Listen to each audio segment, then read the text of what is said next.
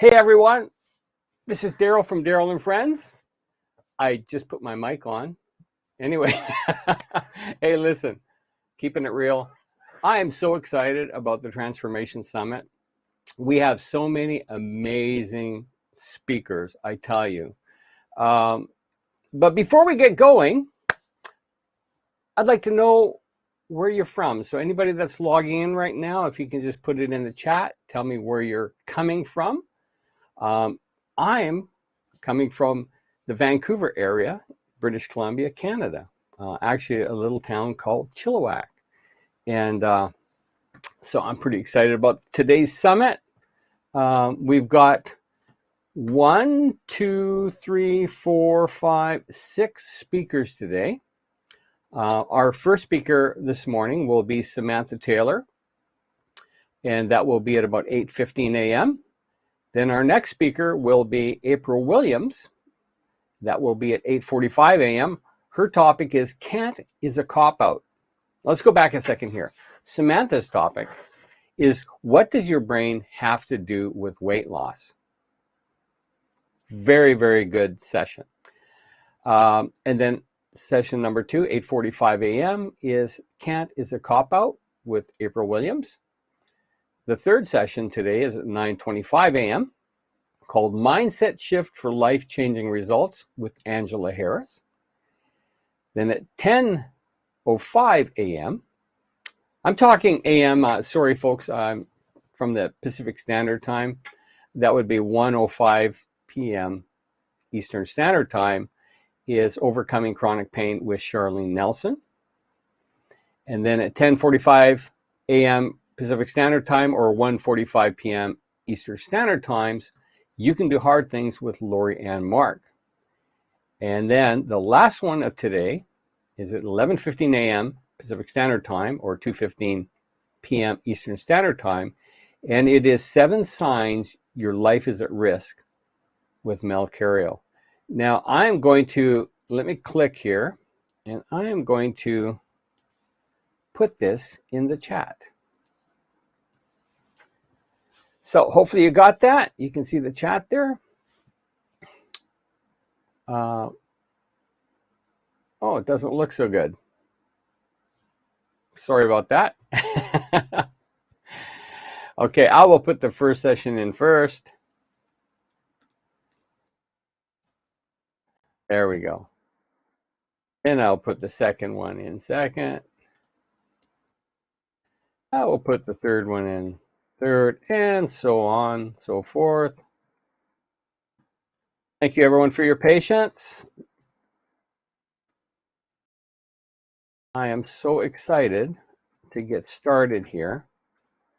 I've had lots of conversations with the speakers, and oh my goodness, the information that you're going to get in the next 3 days will be life-changing. And then we will sign off. We'll sign off at noon Pacific Standard Time or 3 p.m. Eastern Standard Time. It's a packed day, folks, so hopefully we'll be right on time, but we'll see. Anyways, hey, anybody out there, just let me know who you are. Let me check my phone. Let me see here.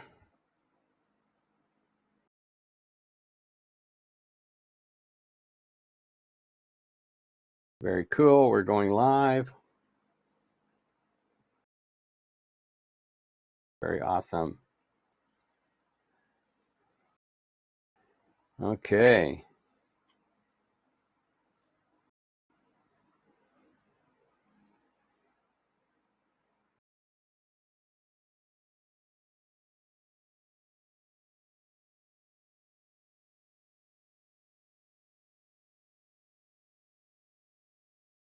Wow. Very cool, folks. Let me check, see if the live feed for the YouTube is working. 1, 2, 3, 1, 2, 3. Yes. We're live on YouTube. Cool. And we're live on Facebook. And we're live on LinkedIn. Very cool. Hey, this is my first time doing this. So thank you, everyone, for your patience. I appreciate it so much. Hey, Shelley. Hey, welcome all the way from Saskatchewan. Super glad to see you online. So during the summit, some of our speakers will be giving out free draws for free prizes. So anyone that is registered will be going into a draw, and then there'll be 12 different winners throughout the next 3 days. And so if you are watching this and you haven't registered yet, I'll encourage you to register for absolutely free so you can get your name in on the list. I'll just put the link in here so that you could qualify to win something as well. Wouldn't that be cool? Anyway, not only that, but when you register, it's going to take you to a page where you'll see all the Transformation Summit speaker resources. It'll be links to the speakers' websites and offerings, as well as if they have a free download or an offer, you can click on that and go see it. And you'll be able to see who's speaking in day 1, day 2, and then I'll put the other speakers in as the days roll out. So right now I've only got, I got to put day 3 in, but you can see a list of the people that will be speaking in the order. Pretty cool.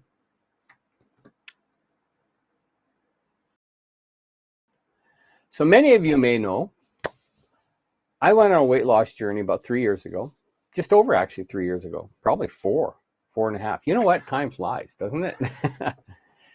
And something happened to me that clicked in my mind, because I'd been trying to lose weight for decades, up and down, you know, the roller coaster, the yo-yo. And I've written a book about my journey called Help, I Can't Wipe My Ass. Yes, I said that out loud.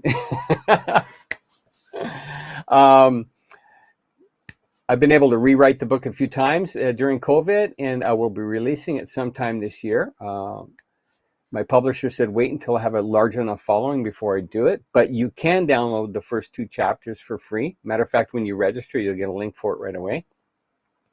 But I talk about my weight loss journey a little bit in there, of course. And one of the challenges I had for many years was I tried these different diets and I had very limited success. One in particular, my best friend, a business partner, brought some DVD, or I should say VHS tapes to the office, and it was on weight loss, and it happened to be the Atkins story. So I took them home and I watched them, and I watched them over and over again. I was pretty excited about it, and he was excited about it because we came out of the construction business. He was a plumber, I was a tile installer, and we had gone into internet technologies. We brought internet to the Upper Fraser Valley where we live. That goes back a ways, like we're talking 1994, 95. But anyway, so leaving the construction industry and going into IT, suddenly you're sitting around, you're in a chair all the time. Guess what? You start packing on the pounds. So we were both packing on the pounds, and we're quite worried about it. So anyways, he brings these VHS tapes to the office. I'm getting all excited here. I get my tangled up and started backing talkwards. That'll happen a lot in the next few days. But anyway, so he brings these VHS tapes to the office. I take them home and I watch them. I said, okay, Scott, let's do this. So we started. I lost 60 pounds. And my wife lost, like, I know she's probably in the chat here somewhere, but she lost probably 30 pounds or something like that. And I was all excited, you know, and they call it keto nowadays, but anyway. But my partner, he didn't have any weight loss. He ended up getting a knee the size of a basketball. We're like, what? So we're sitting in a restaurant one day, We're like, why? This doesn't make any sense. How does something work for one person but not for another? He had gout. So obviously doing the Atkins diet or keto, which is high protein and low carbs and all that, didn't work very well for him. He had to get his knee drained like 3 different times. Anyway, we were so frustrated. Matter of fact, that's at the time when we were talking about it in the restaurant. And I said, oh my goodness, one day I'm going to write a book. And he said, what are you going to call it? I said, Help, I can't wipe my ass. The Journeys of a Fat Man. He laughed so hard he almost fell off the booth at the restaurant. He said, you got to write that one day. But anyways, but I've tried many different diets, just like many of you have. All of them limited success, and then you end up gaining some back, some cases a little more. So, we've all got these stories, and I'm not here to talk about any particular diet, just so that you know. None of us are really going to talk about any particular diet, because as a coach, I want to support you wherever you're at. If something's working for you, I want to be your greatest supporter. I want to be your cheerleader.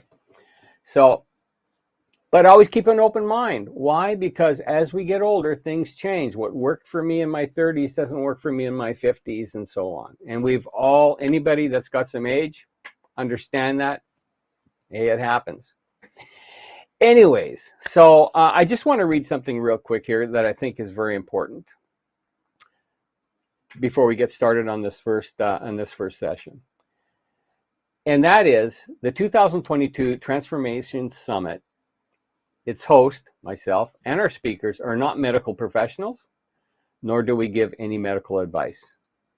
The contents of this summit are intended for informational, educational, and inspirational purposes only, are not intended to substitute for professional medical advice, diagnosis, or treatment. That's important, okay? We're here just to inspire you, help educate you a little bit. So, if you need to consult a physician, please do it. You need your medical advice. And always seek the advice of a physician or other qualified healthcare providers with any questions regarding your medical condition, because everybody's different. And never disregard or delay seeking professional medical advice or treatment because of something you may have heard during the summit or obtained from our speakers or myself, or any resources you get on the internet. A lot of times when something goes wrong, what do? We Google it, right? And Google's helpful to some degree, but really, when we need to get down and be vigilant about our health, we need to seek our doctor and professional help. Anyway, so I just want everybody to know that we're here to inspire, we're here to educate, but we're not here to diagnose or anything like that, okay? So anyway, this first person that's coming up, her name is Samantha Taylor, and her session is called, What Does Your Brain Have to Do with Weight Loss? Let's begin the summit.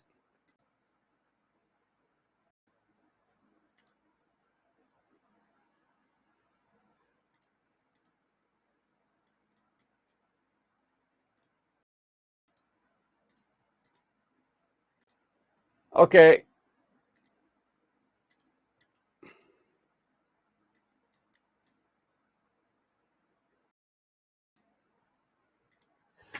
I'll be right back. Hold on one second. I don't know why, but it seemed to lock up. And, but we will. There we go. Hey everyone. I am pleased to welcome Samantha Taylor today. Welcome, Samantha. Hi. Now, Samantha Taylor has been in health and fitness industry for 29 years. She owns 4 personal training studios and is a former food addict, just like many of us. She started out with a food and sugar addiction during the beginning of her personal training career. And then 21 years ago, she figured out how to overcome her binging problem and food obsession, which led her to open 5 of her own personal training studios in Florida. She has had her own radio show, TV spot, and done over 300 seminars. Wow. Her specialty is teaching people how to transform how they think about food so they can see it change their behavior for life. So welcome, Samantha. I'm super excited about your topic today. Thank you. I am too. I love talking about this. Oh my goodness, so do I. And especially when it comes to transformation in terms of mindset. So your title, What Does Your Brain Have to Do with Weight Loss, is super intriguing. We're open ears. Tell us more. Well, I can tell you that I have worked at this for many, many years. So I'm 47 now. I started really trying to get a hold of my eating, over 20 years ago, 25 years ago.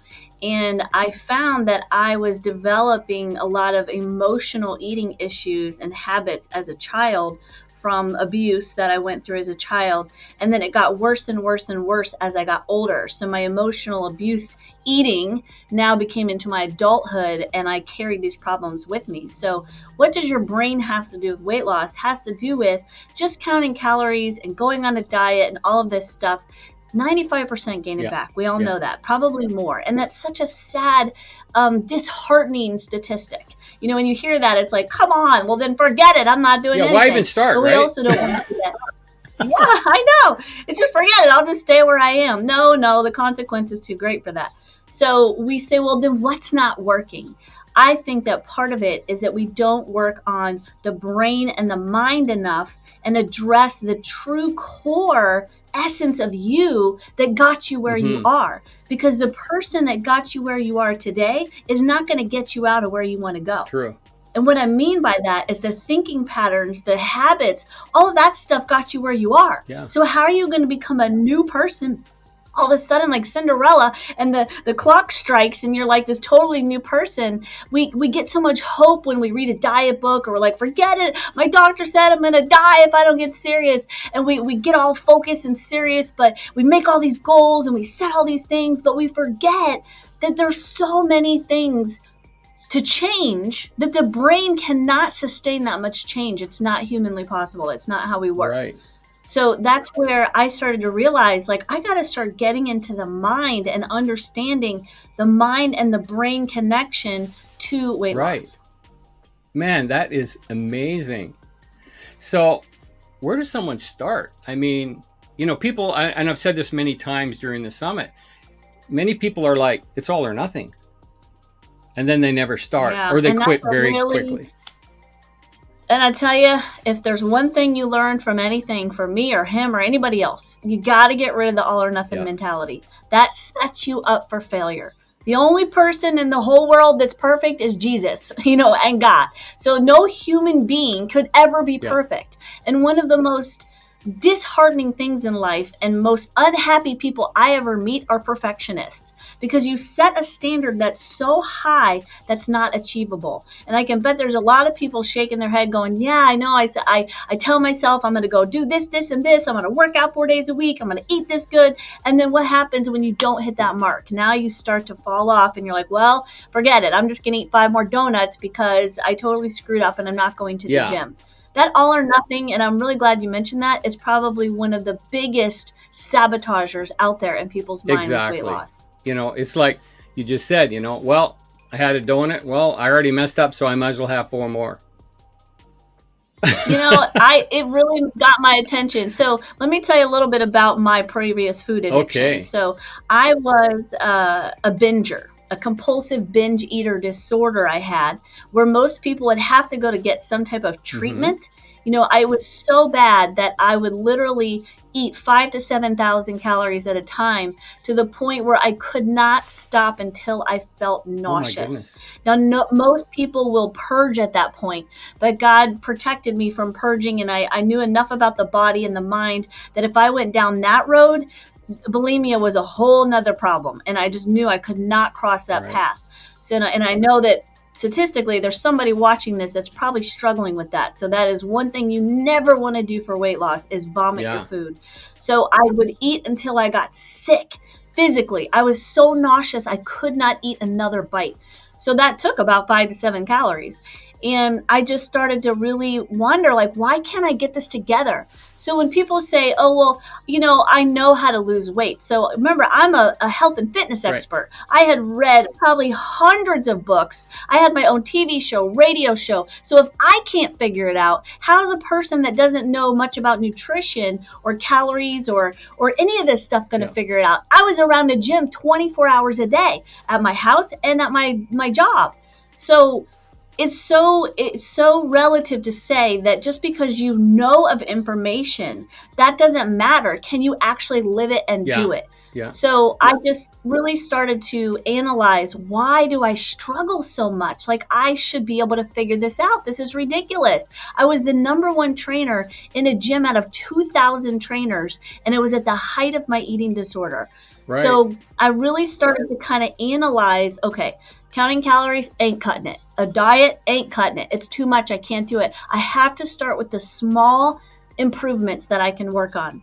And one of those would be, I'm going to get a medium fry instead of a large fry. Right. Now, I know that sounds minuscule, but when you have been pegging out on massive amounts of calories, that is a big step. Sure it is, yeah. Instead of a 24-ounce Coke, go down to 12. Eventually, you won't even need it. More doable.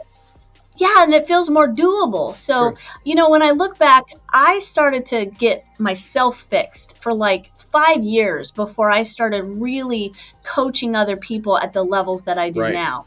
So I felt like I really needed to understand it, because it wasn't just a diet. It wasn't just like, oh, I want to lose 20 pounds, or, oh, I'm going to follow this plan. I needed to have a deeper reason of why I wanted to succeed. So I had to start getting into all the values and the mindset and the way I thought. And I realized that the person I was at that moment got me where I was. Yeah. And if I wanted to become the new person, I had to learn how to think like her. Well, how does she think? I don't know, because I can't do it. So that's why you hire people, like you, or someone to help you, or me, because that's when you realize I need a new thinking pattern of how to really live this new lifestyle. Right. They say the longest journey is from here to here. Now, because it's all information and it's all out there. Anybody can Google it. It's all there. But how did you get it from here to here? Well, I'll tell you my personal story. I am a Christian, and for me personally, it had to be a deeper experience. And now, you may not be a believer, and maybe you can find a deeper experience in your family, or being there for your family and not getting heart disease, and leaving your kids by themselves because you died of a heart attack, and now your kids are without a mother or father. I mean, find whatever moves you. For me, it was my faith, and I felt convicted that I was really in idolatry with food. So it's your why, basically. It's your why. Yeah, for me it was that, and it was a desire to honor God and not be all jacked up in all these massive addictions with the temple that He says it is. So whatever your particular life is, you have to find what works for you, because what drives you doesn't drive someone else. And if we read a book and we're like, oh, yay, we're going to do this, but maybe that's not you. Maybe that's not how you work. Like, you've got to find out what works for you and customize a plan that's for you. Absolutely. I mean, when I met with the nutritionalist, the first thing she said was, what do you like to eat? So I did a big list. She said, okay, I can work with this. We can work with this. I don't want you to do that. What do most diet books say?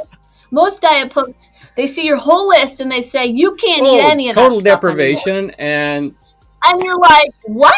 Like, this is my life. This is what I've been eating for 30 years. How can I not eat everything you just said I eat? Yeah. And she said, I want you to eat from all 7 food groups. Some things you shouldn't eat because, like processed meats have lots of other stuff in it. Once you learn the value of food, the fact is you can eat anything pretty much within reason, as long as it's portion control and different things, and you can get healthy.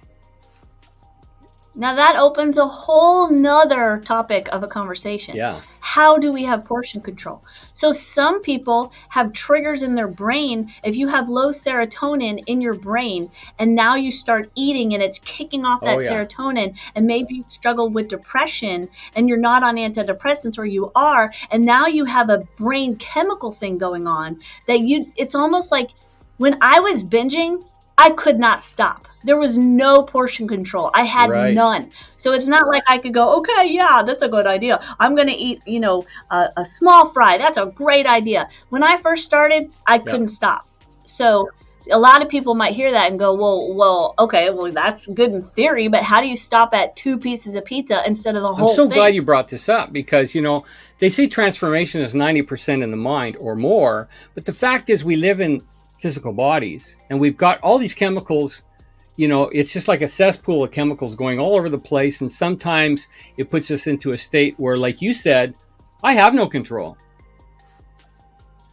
You literally don't. And then you feel like a failure because then you're like, man, I said I was going to do this. And then what happens? Now shame and guilt kicks in. So when you have shame and guilt, what does that do? It makes you feel like a failure. So when you have condemnation, you perpetuate in that same level of emotion. So now you go binge more. Now you're like, forget it. I'm just a loser. I can't get this together. That's the mind babble that we say in our heads that keeps us down.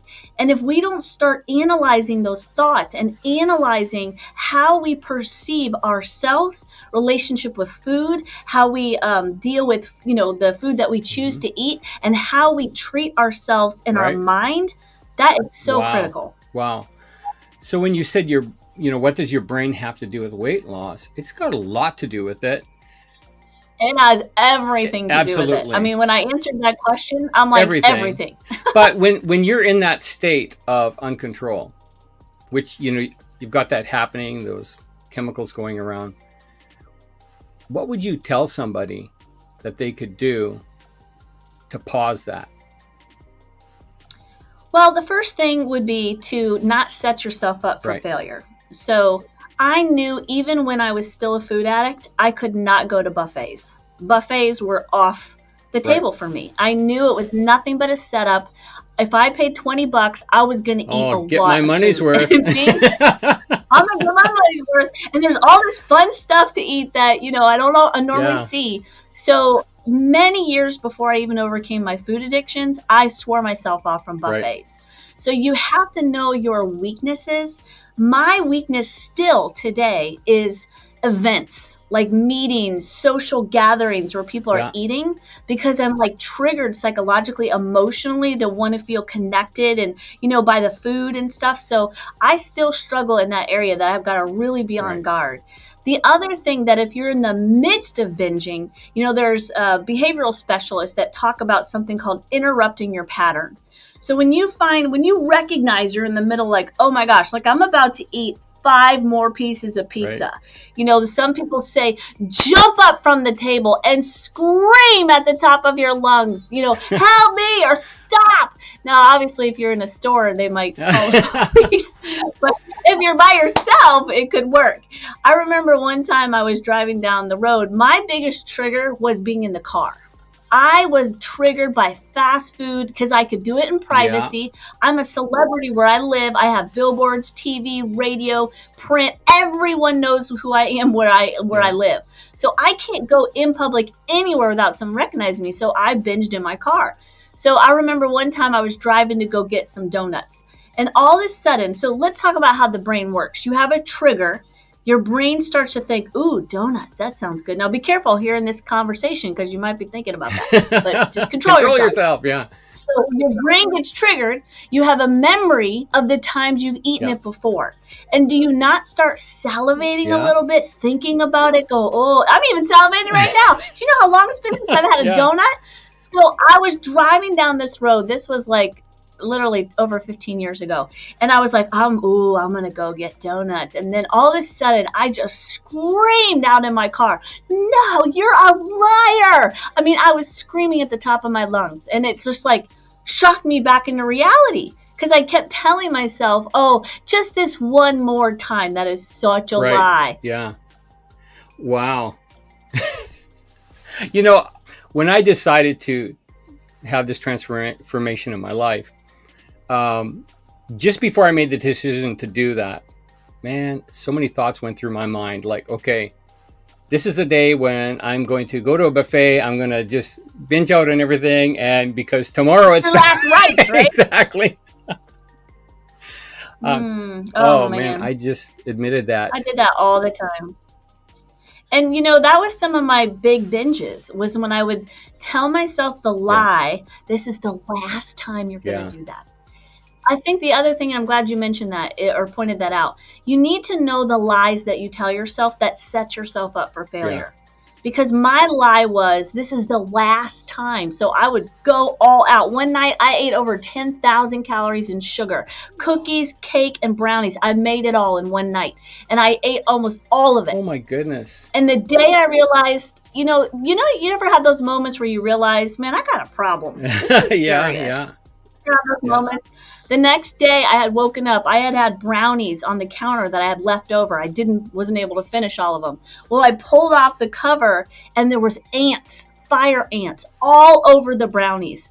And I was like, oh my gosh, I was going to have my last morning after my last night of binging on the rest of these. Like, I panicked. I took these brownies out to the grass and I'm like scooting these red ants off these brownies. They're biting my hands. My dogs are like running around. And I'm thinking, could you imagine if the neighbors got this on video and like they posted it on social media? Like, who's this health expert in the grass, fighting red ants for her brownies? So I realized at that moment, I have got a problem. Yeah. Not only are my hands on fire, but I was going to eat those brownies that had those ants all over it. That's disgusting. Like, you just have those moments where you come to yourself. Oh my goodness. And you say, it's almost like God sent those ants so that you wouldn't do it, but then you were just going to do it anyway. Yeah. Even the prodigal son in the Bible, when he ran away and spent all his money and he was in the pig slop, the Bible says he came to himself and he realized what he was doing. Right.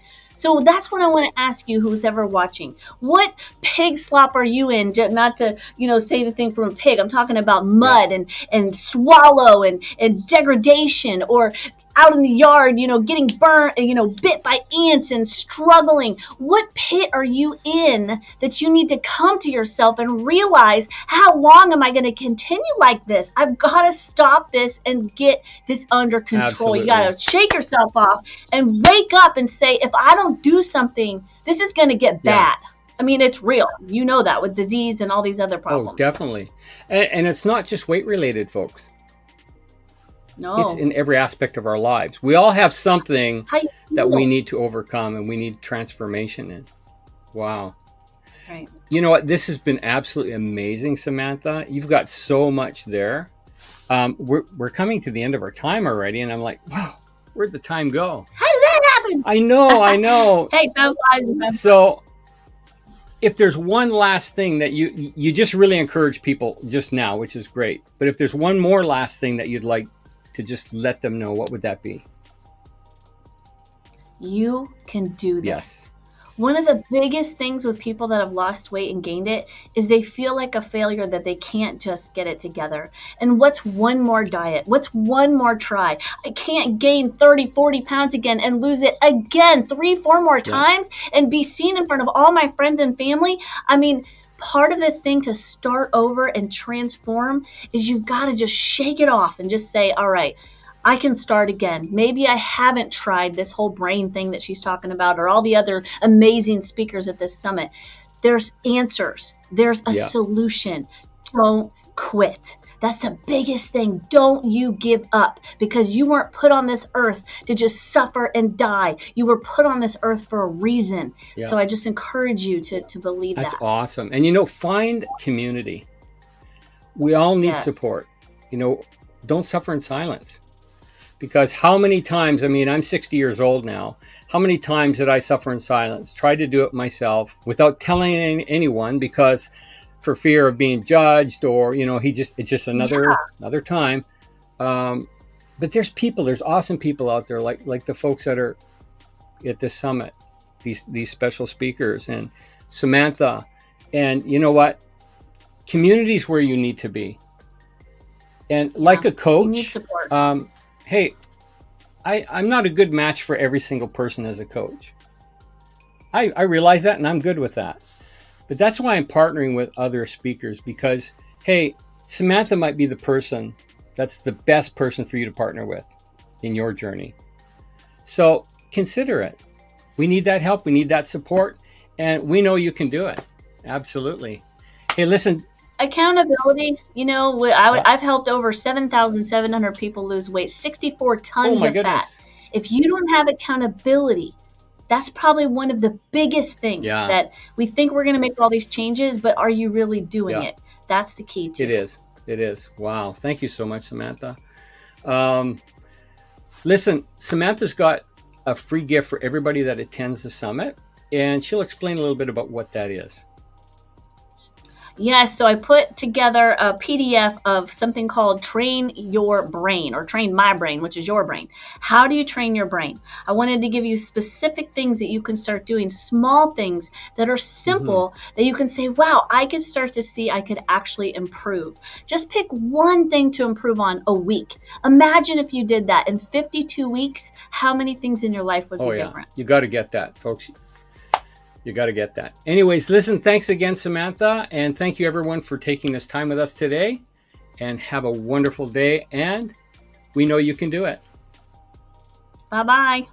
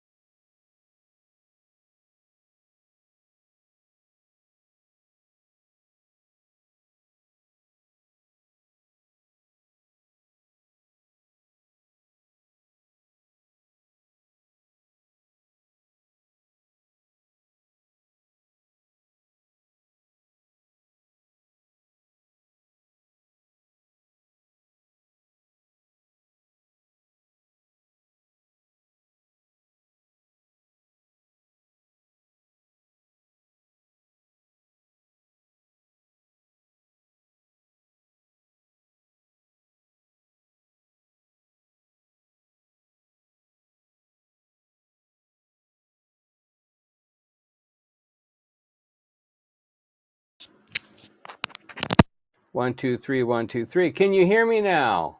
Sorry about that, folks. Okay, battery went dead. That's not cool. Anyway, can't have that happen again. Listen, I don't know if you heard me in the last little bit here, but I was showing you the All Access Pass area. And that's a place where you can go in and watch the sessions at any time you want. It's lifetime access. And most every speaker has a bonus session. And so hopefully at the end of today, I will show you as a preview the bonus session to Samantha's session. Absolutely amazing. It's called The One Thing. Anyways, let's go on to the next. Let's go on to the next speaker. And the next speaker is April Williams. And the topic is Can't is a Cop-Out.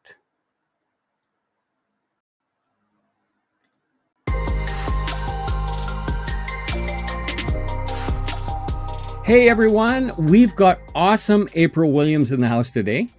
And April struggled to find her happy, healthy weight for decades. Then one day, when she was having a conversation with a friend who inspired her to take control of her life.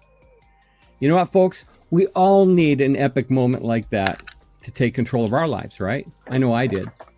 Now, April took control of her life, her relationships with food, and her future, and has since lost 120 pounds. Now, hold on. Since April began her journey, she has co-founded a bariatric education resource company called the Bari Nation. And she is on a mission to remove the associations of shame and disgrace and destigmatize. Destigmatize. You know what? I always have a problem with that word. Anyways. It's a mouthful. It's a mouthful, yeah. But hey, what you're doing is awesome, April, because so many people out there who are thinking about bariatric surgery or who have had it,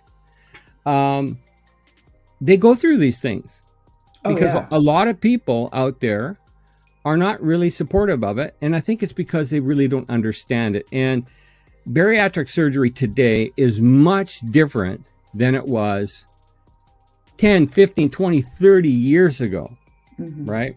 Mm-hmm. And so when somebody says, I had bariatric surgery, we don't need to be getting the stinky eye back. No. Because it is not an easy process. It is not the silver bullet. No. Right? I hear all the time from people in our community like, oh, you took the easy way out, or oh, you cheated, or well, you're not doing it naturally, so it like doesn't count or it's not as valid. Yeah. And it's just the most ridiculous thing that I have ever heard in my entire life. And we know weight loss surgery complications happen, you know, often, more often than any surgeon or doctor would like.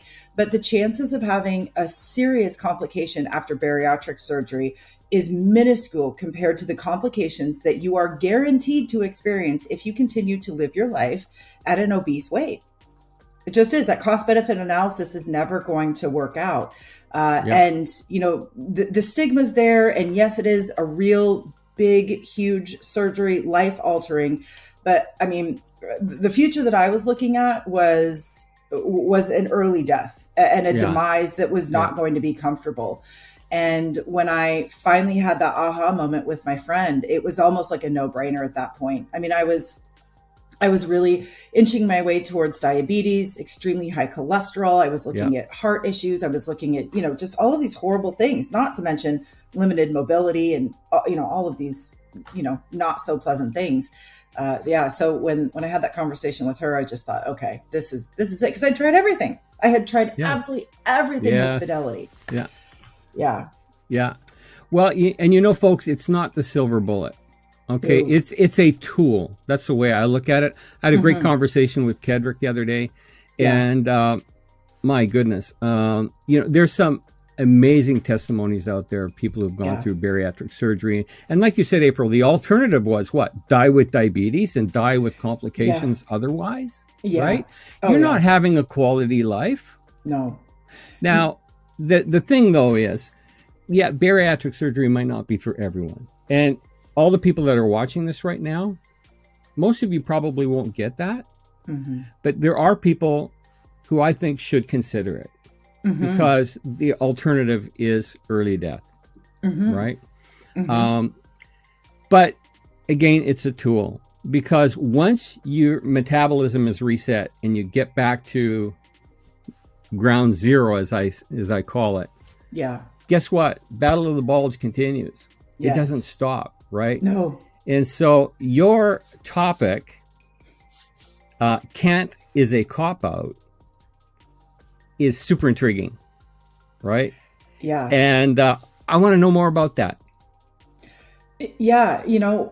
As you know, Daryl, you reach kind of this, new low weight, what we call our happy, healthy weight. It's the weight that we don't mind working every day to maintain. Mm-hmm. And, those old habits, your old mindset, really your life returns to normal after a certain amount of time. And you realize, oh my gosh, okay, the surgery helped me get to this low weight. But really, nothing else has changed. My relationship with food hasn't changed. How I use food, my mindset, my emotions. Life continues to happen. So it's not like you have bariatric surgery and then everything is rainbows and unicorns. It's not the case at all. And there's this period of time that many bariatric patients refer to as the honeymoon, and it's where everything just seems to be going great, right? Things are falling into place. Things in life don't seem to be bothering you as much, just everything just kind of seems like, oh, I got this, right? And then you get to the point where it's like, oh my gosh, I don't got this. My weight has stabilized. Those old, stories, those old thoughts, those old habits, those old cravings are coming back. And you really panic because you realize, oh my gosh, I thought I had the tool that I needed, but it wasn't the only tool that I needed. Yeah. And what has been such a powerful revelation for me in my life when it came to bariatric surgery, it's like, I really did think this was it. This was the tool that I needed. I had everything else to build my house except, the hammer, so to speak. Yeah. And I got to the low weight and I was feeling really great. And then I realized, oh my God, it's never been my weight.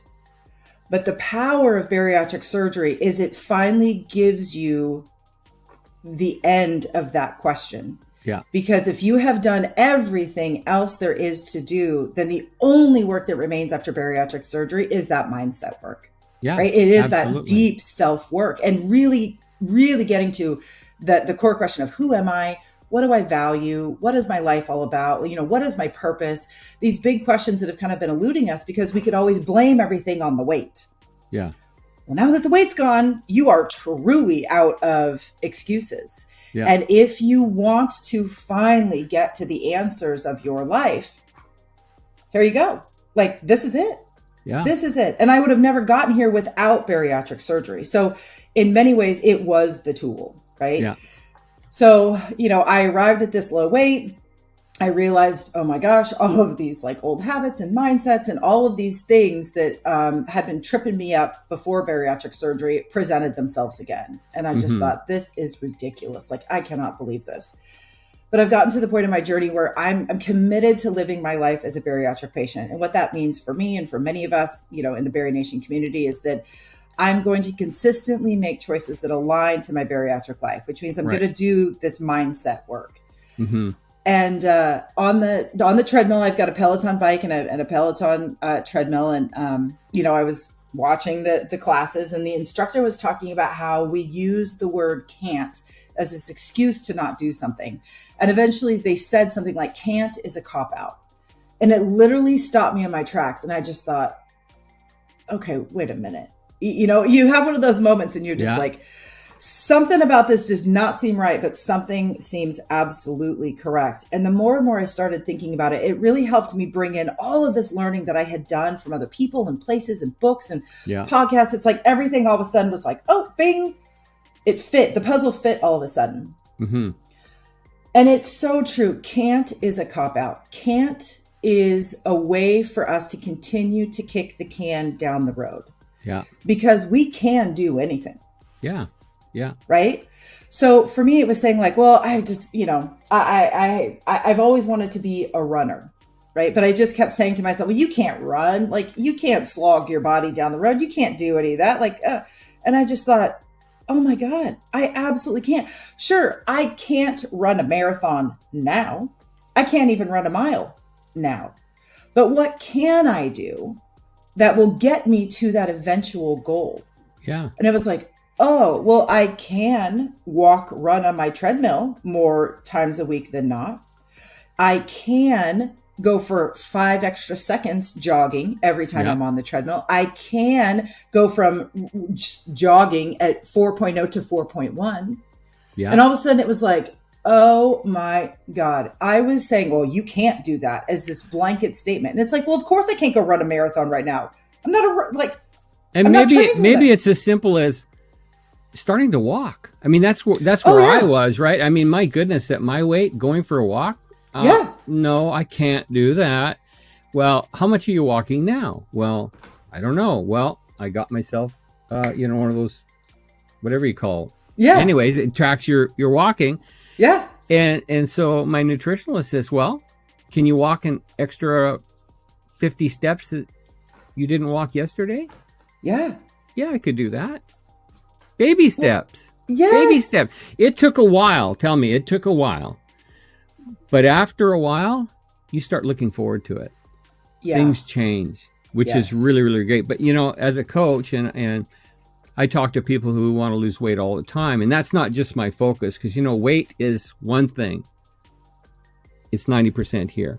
It is. But everybody always has this, well, I can't do this, I can't do that, I can't do this. And yes, I understand everybody's different, Mm-hmm. but let's stop using that word, I can't. Yeah, it's And- limiting. Yeah, you might not be able to do that, like run a marathon today, but what can you do? Well, I can take it 5 extra steps today that I couldn't do yesterday. Well, hey, it Yeah. starts somewhere. Yeah. The word can't keeps your brain and your thoughts and those stories in this cycle of hopelessness. Right. Oh, I can't. Yeah. And when we switch that mindset, when we switch that word, or when we just extend the sentence, instead of saying I can't, period, if we say I can't, comma, but I could, or Yeah. I can, all of a sudden it's hopeful. All of a sudden it's, oh, there is a possibility of me doing something so small towards that goal Mhm. that maybe I could eventually get there one day. Yeah. And the power of just doing that one little thing is what turns on the hope. And if we have hope in our lives, we have the ability to go anywhere that we want to go. Yeah. Right? Because if we stay stuck in that old mindset, in that old cycle of, well, I can't do this and I'm never going to be successful and I'm always a failure, right? Our brains are wired to win. Mhm. And if we're telling ourselves, well, I can't do that, our brain is going to say, no, you're wired to win. So let's look for all of the examples where you prove to yourself you couldn't do that. Yeah. So we stay stuck in this loop, and our brains are going to only look for the things that we can't do. Yeah. Yeah. Right. And it's just like, oh my God, we have to break out of that. We have to make that period of comment. And we have to say, okay, if my goal is to run a marathon, I can't do that today, comma, but I can do all of these little things and just one at a time that will lead me to that bigger goal. Yeah. So many times in our lives when it comes to goal setting, we set these huge monumental goals and we never think about all of the things that we're going to have to do to get there. Yeah. We just think of the goal. Well, then as soon as we have our first little failure, we think, oh, that goal's not attainable. Yeah. That's Yeah. absolutely not true. Do you Right? think that people who have been in this journey for a very long time kind of suffer from tunnel vision in terms of what they think they can do? They only see this Yeah. when all of this is available to them. Yeah, I think it's a combination of tunnel vision, and I also think it's a combination of this all or nothing mindset thinking, True, right? That really true. kind of goes into the, you Yeah. know, the can't is a cop out. I didn't know bariatric surgery was an option for me because I was watching shows like My 600-Pound Life, which, Mhm. I used to really enjoy, and now I can't stomach it because it made me believe as a human that bariatric surgery was only available to me if I was 600 pounds or more. Right. And I wasn't. I was 326 pounds. And I had some friends that were a similar size and shape to me. And we were all on the struggle bus. We were doing every diet. We were doing every exercise, found everything that we could do, to find that happy, healthy weight. We did because we thought that bariatric surgery was only for people who were, 600 pounds or more. And when I had that conversation with my friend, she was looking fabulous on her social media, and I reached out to her and was like, girl, what are you doing? Because I need to do that too. And she said, oh, I had bariatric surgery. And I was like, sorry, what? No. Weight loss surgery is not for people our size. And she's like, oh, girlfriend, it is absolutely for people our size. And that is a conversation that really got me there, because I was like, oh my God. And she and I were the same size. We wore the same clothes. We were super active. We ate the same foods. And when she said she had bariatric surgery, I was like, game changer. So I guess in a lot of ways, that tunnel vision for me was, diet culture telling me that it was my fault, that I was a bad person and that I couldn't get, my stuff together, and that there was something wrong with me, but they had the magic thing that was going to do it for me because I was such a horrible person. Yeah.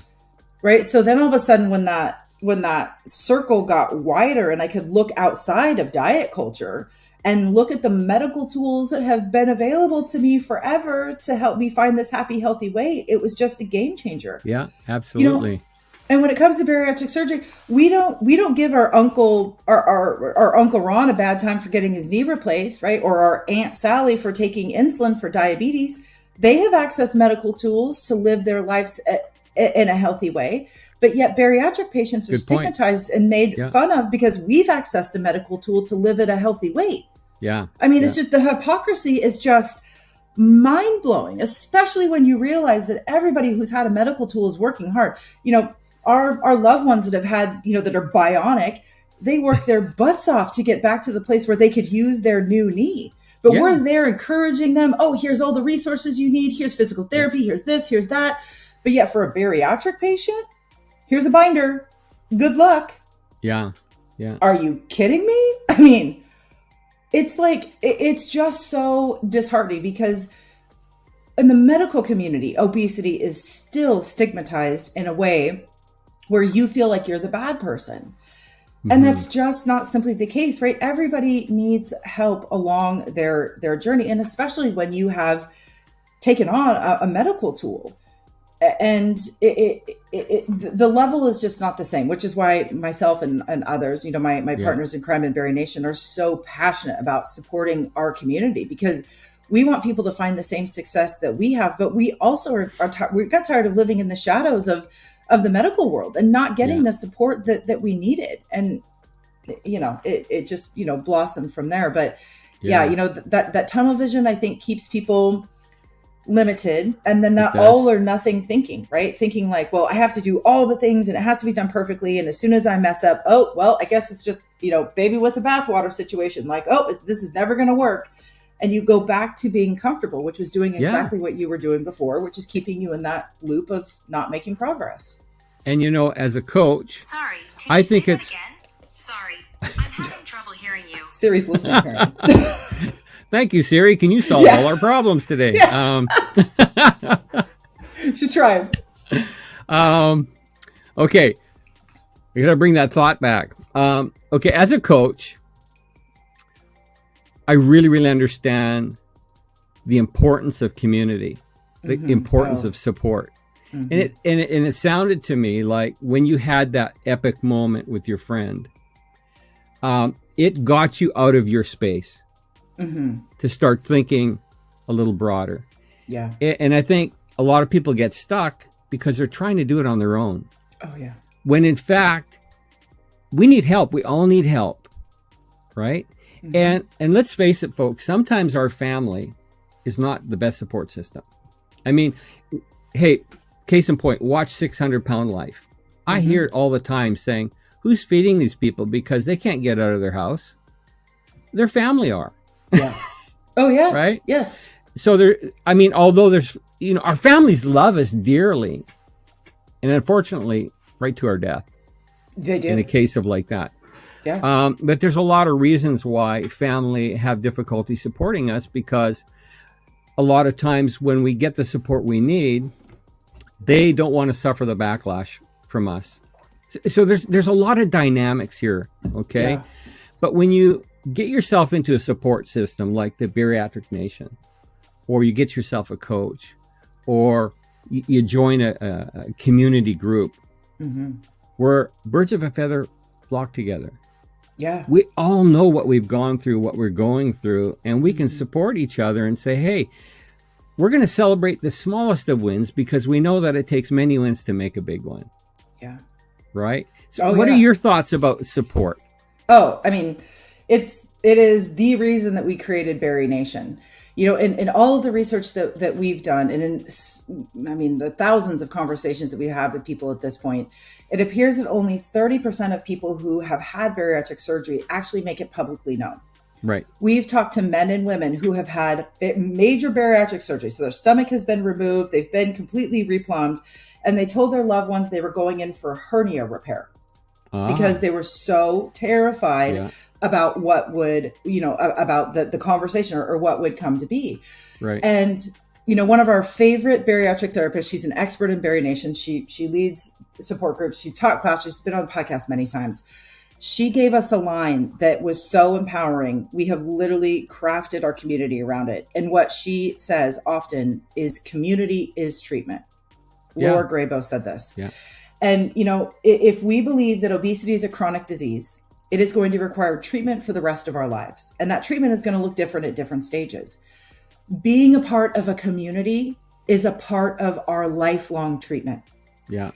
And community, right? Because community is that safe place that we can go where people get the basic story.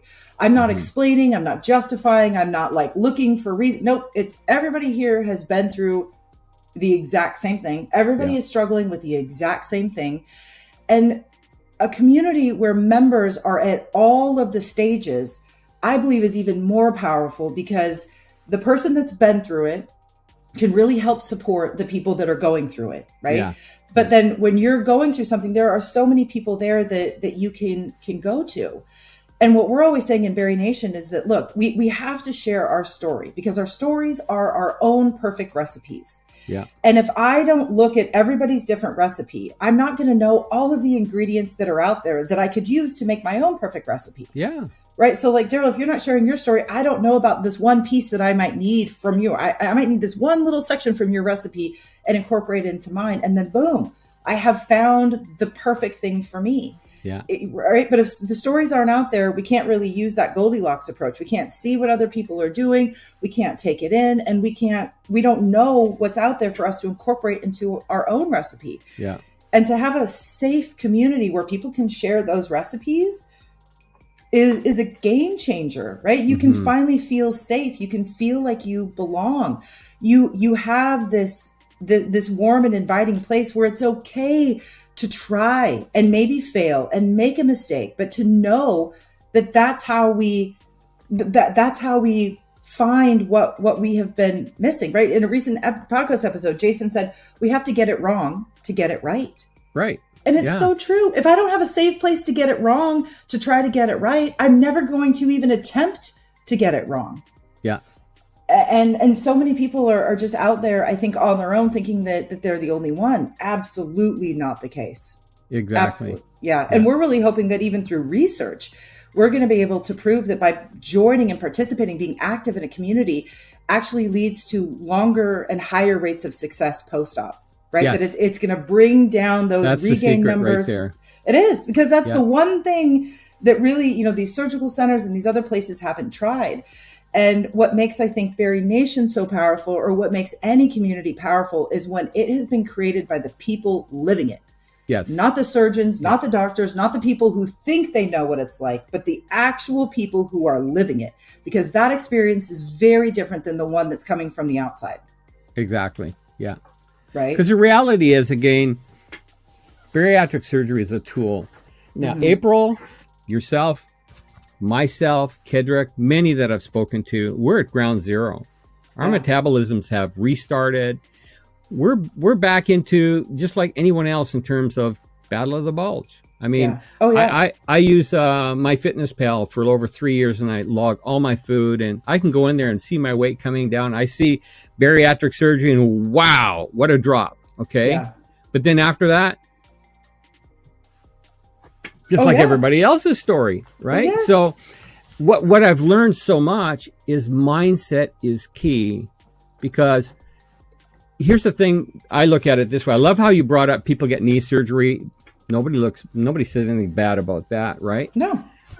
I think the thing with bariatric surgery is I've heard so many people saying, well, I know somebody, she got it, yeah. and she's gained all of her weight back. Oh, yeah. My second Right? cousin's nephew's school counselor's, secretary had it. And Well, and there are people who have gained significant weight back, maybe not to the same level as they were before, but any of those people that I've talked to, I've discovered a couple of things. They stopped tracking their food. They stopped journaling. They stopped. You know what? Oh. It wasn't a mindset change at the very beginning, and it still isn't now. And they just went back to their same lifestyle. Hey. Oh, no, Daryl, I got the perfect one-liner for that, right? If we live our life after bariatric surgery as we lived it before, we're going to weigh the exact same. Nothing will change. Yeah. If you want to make a change in your life, period, you have to change everything. You cannot expect to keep doing exactly what you're doing and have different results. Yeah. True. You just can't, right? And that doesn't matter whether you have bariatric surgery or not, folks. It's a mindset thing, because I've learned so much in this last 3 years of my journey, things about portion control, the value of food. My goodness, if I would have known that, okay, I didn't know I was going to get bariatric surgery, so I started doing intermittent fasting, and I'd lost 60 pounds, and hey, I was committed because of things and situations that happened in my life. Now, I know for a fact I would be a lot lighter than I was then had I not gotten surgery, because mindset had already changed. Yeah. I am thankful that I got it, because, man, I dipped really quick. And, hey, I'd do it again in a heartbeat. But it's not for everyone. But I have learned this, that, hey, if you're not going to get bariatric surgery, folks, there's hope. It's just a matter of mindset change and discovering all of these things, like, like I said, portion sizes and whatnot. You don't have to have a specific diet to lose weight. No. You don't. No. You can eat from all the 7 food groups and lose weight. Yeah. Right. And I think that's what's the scariest for people is that, for me especially, I resisted bariatric surgery for a while. My biggest fear when it came to bariatric surgery actually was that I was going to change fundamentally as a person and that my friends and family wouldn't like me anymore, right? Like, oh, this is going to absolutely change who I am.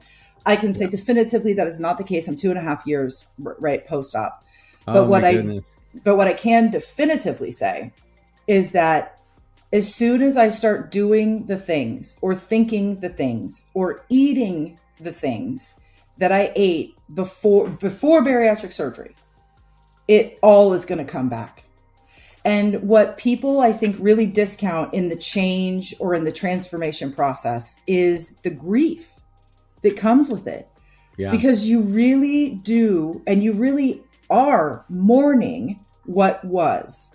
You mourn the comfort of how you used to be, because that was familiar. That felt normal, even though it was killing you, or even though it was producing results in your life that you truly did not want.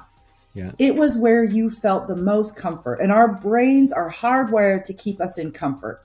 Yeah. And when we make the decision to leave the land of comfort forever, right? We literally mourn that decision. And if we can't push through, fight through, work through that grief, we're going to go right back to where we were.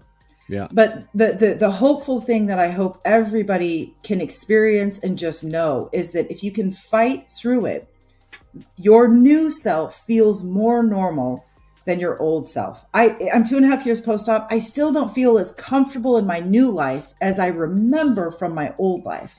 Yeah. But when I start eating things, when I start doing things, when I start thinking things that existed in my old life, it feels icky. It does not feel right anymore. So I'm kind of in this limbo land of, oh my God, nothing feels normal.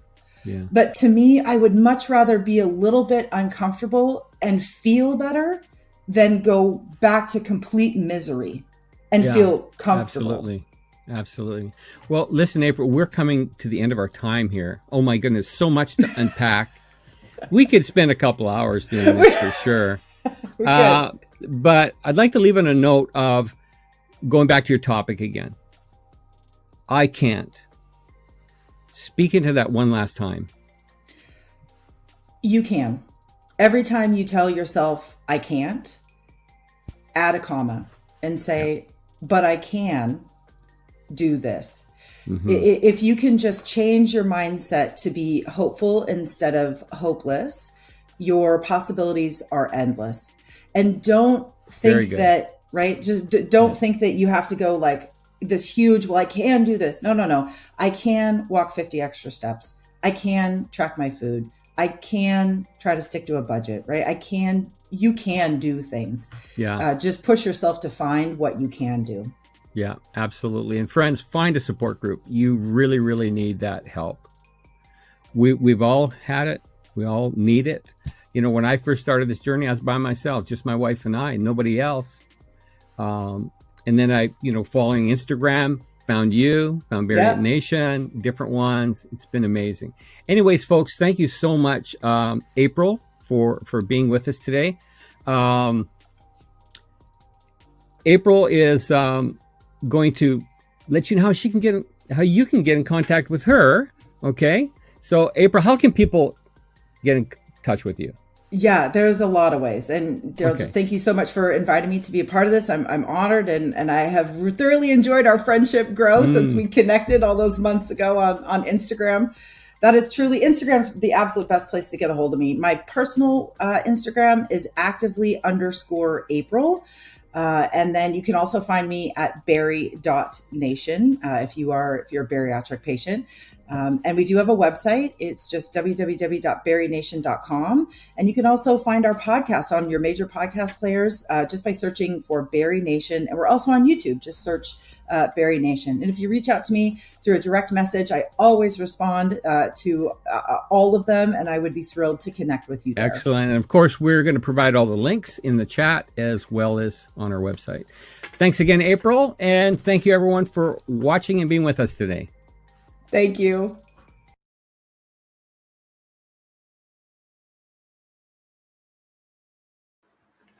Wasn't Awesome April awesome? That's her actual name on Instagram. It's Awesome April.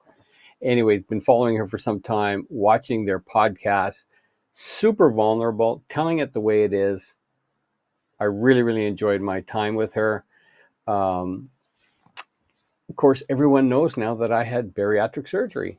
And but I did describe in the video there that, I didn't even know I was going to really get it. I was supposed to get bariatric surgery way back in 2003. And then when the government changed in BC, the AXA program never happened. So for me, I thought, hey, this is never going to happen for me.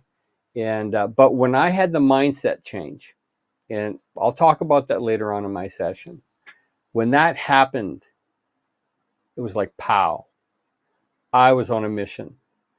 And so I won't get into the whole story right now, but I found out about intermittent fasting, and man, my wife and I were dedicated. I lost 60 pounds, and then I got a call from the BC Bariatric organization here, and I was invited to go in and basically find out a little bit more about it. There's no guarantee that you'll get it. There was probably more than about 24 people there, I would say, and I was by no means the largest person.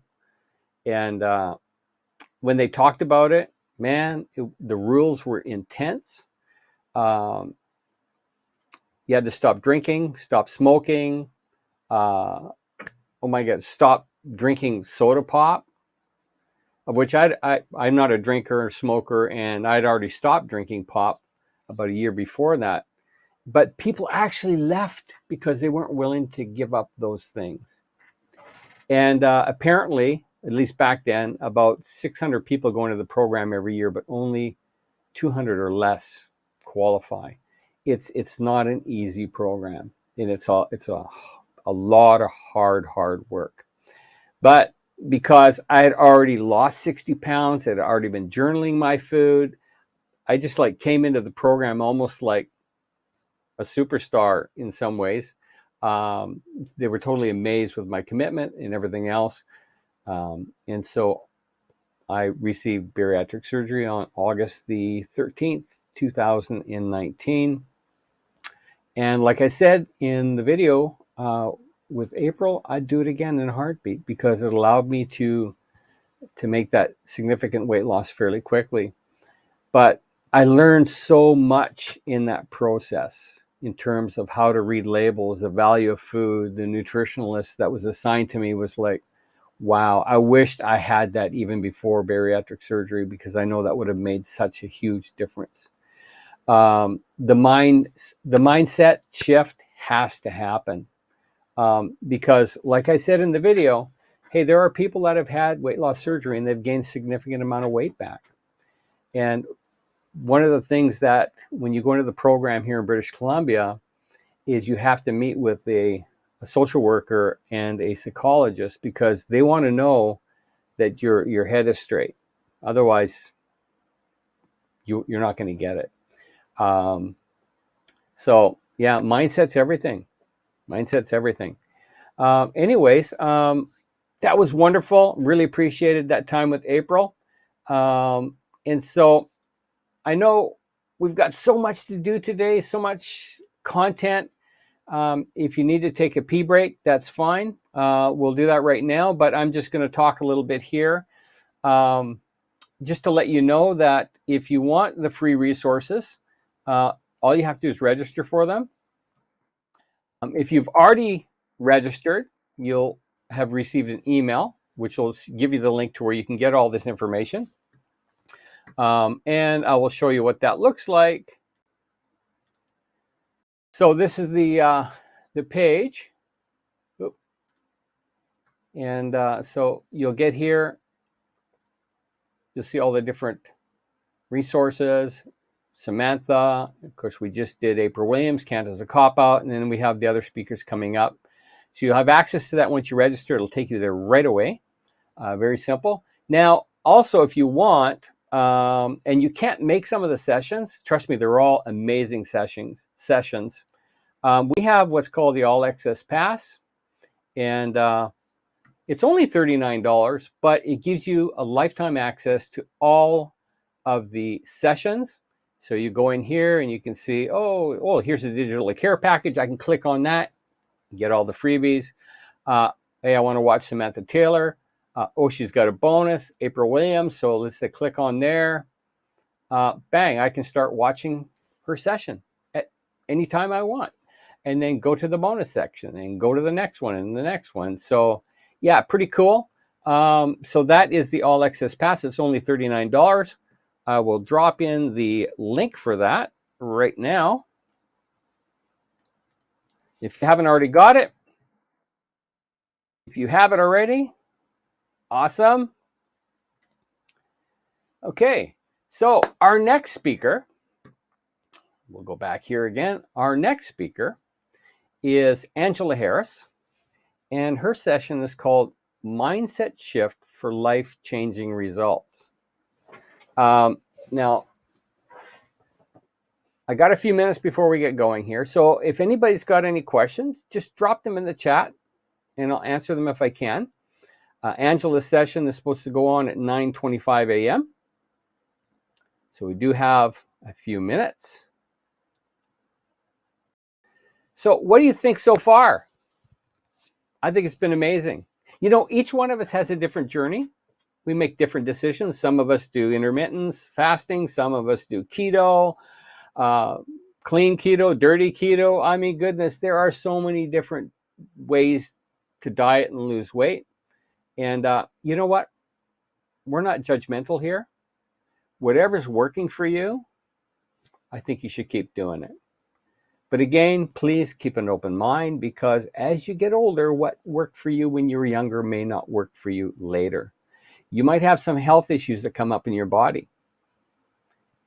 Things like diabetes or, high blood pressure or, hormone problems. And I mean, my goodness, everybody's so uniquely different that some things work and some things don't. And then when some of these problems happen in our lives, it changes our metabolism and things happen. And suddenly, again, what used to work doesn't work again. So we've always got to be open-minded and ready to adjust, okay?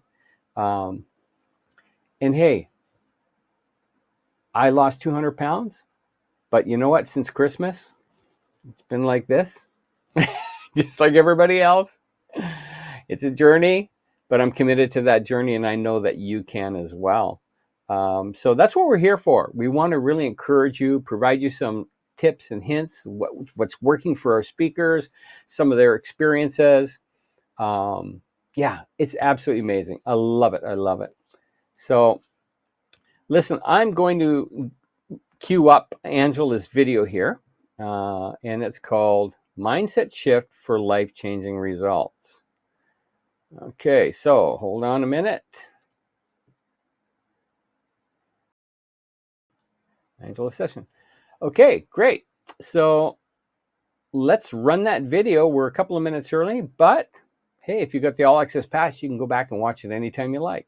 So this is Angela Harris with Mindset Shift for Life-Changing Results.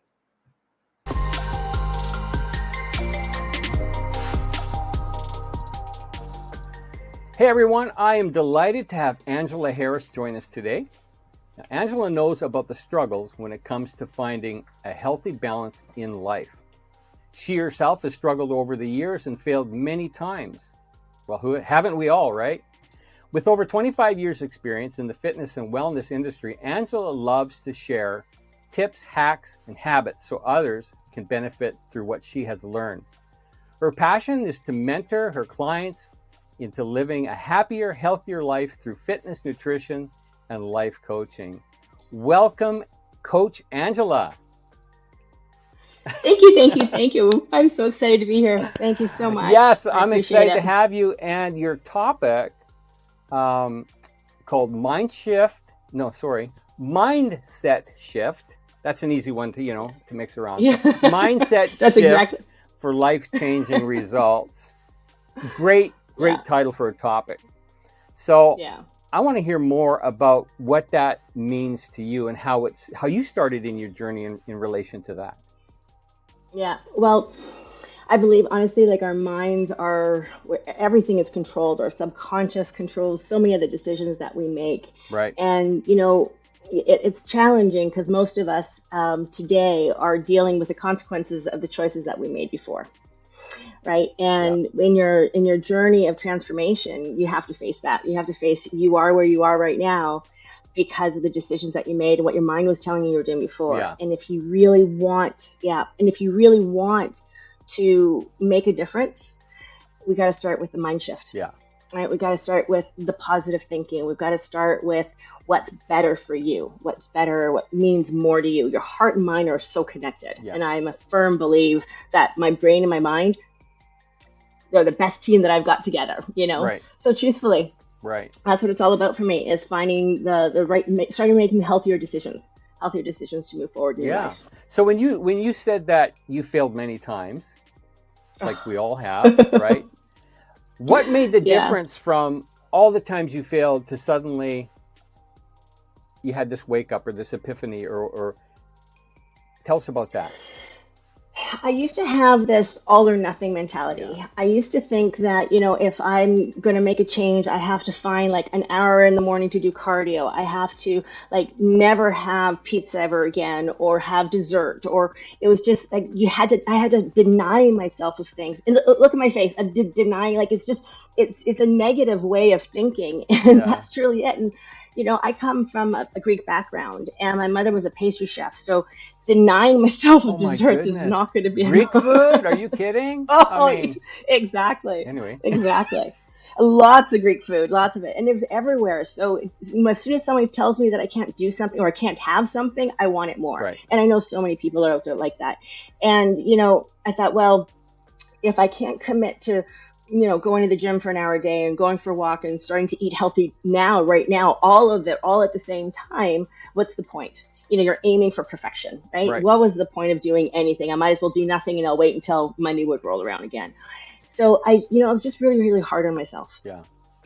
And I would fight with myself to do certain things, or I would set myself a goal that was so absurd and so unattainable that I would fail along the way, and I keep beating myself up along the way. Yeah. And I don't believe in that philosophy anymore. It's those small little victories that really start making that change, and that's where the snowball effect happens. For when me, you start making the right. Mondays never came. because Yes. I'll start on Monday, Yeah. right? Yeah. Everyone starts on Monday. Think about Sunday instead. Start on Sunday. Yeah. No, you're Sorry. absolutely right. Yeah.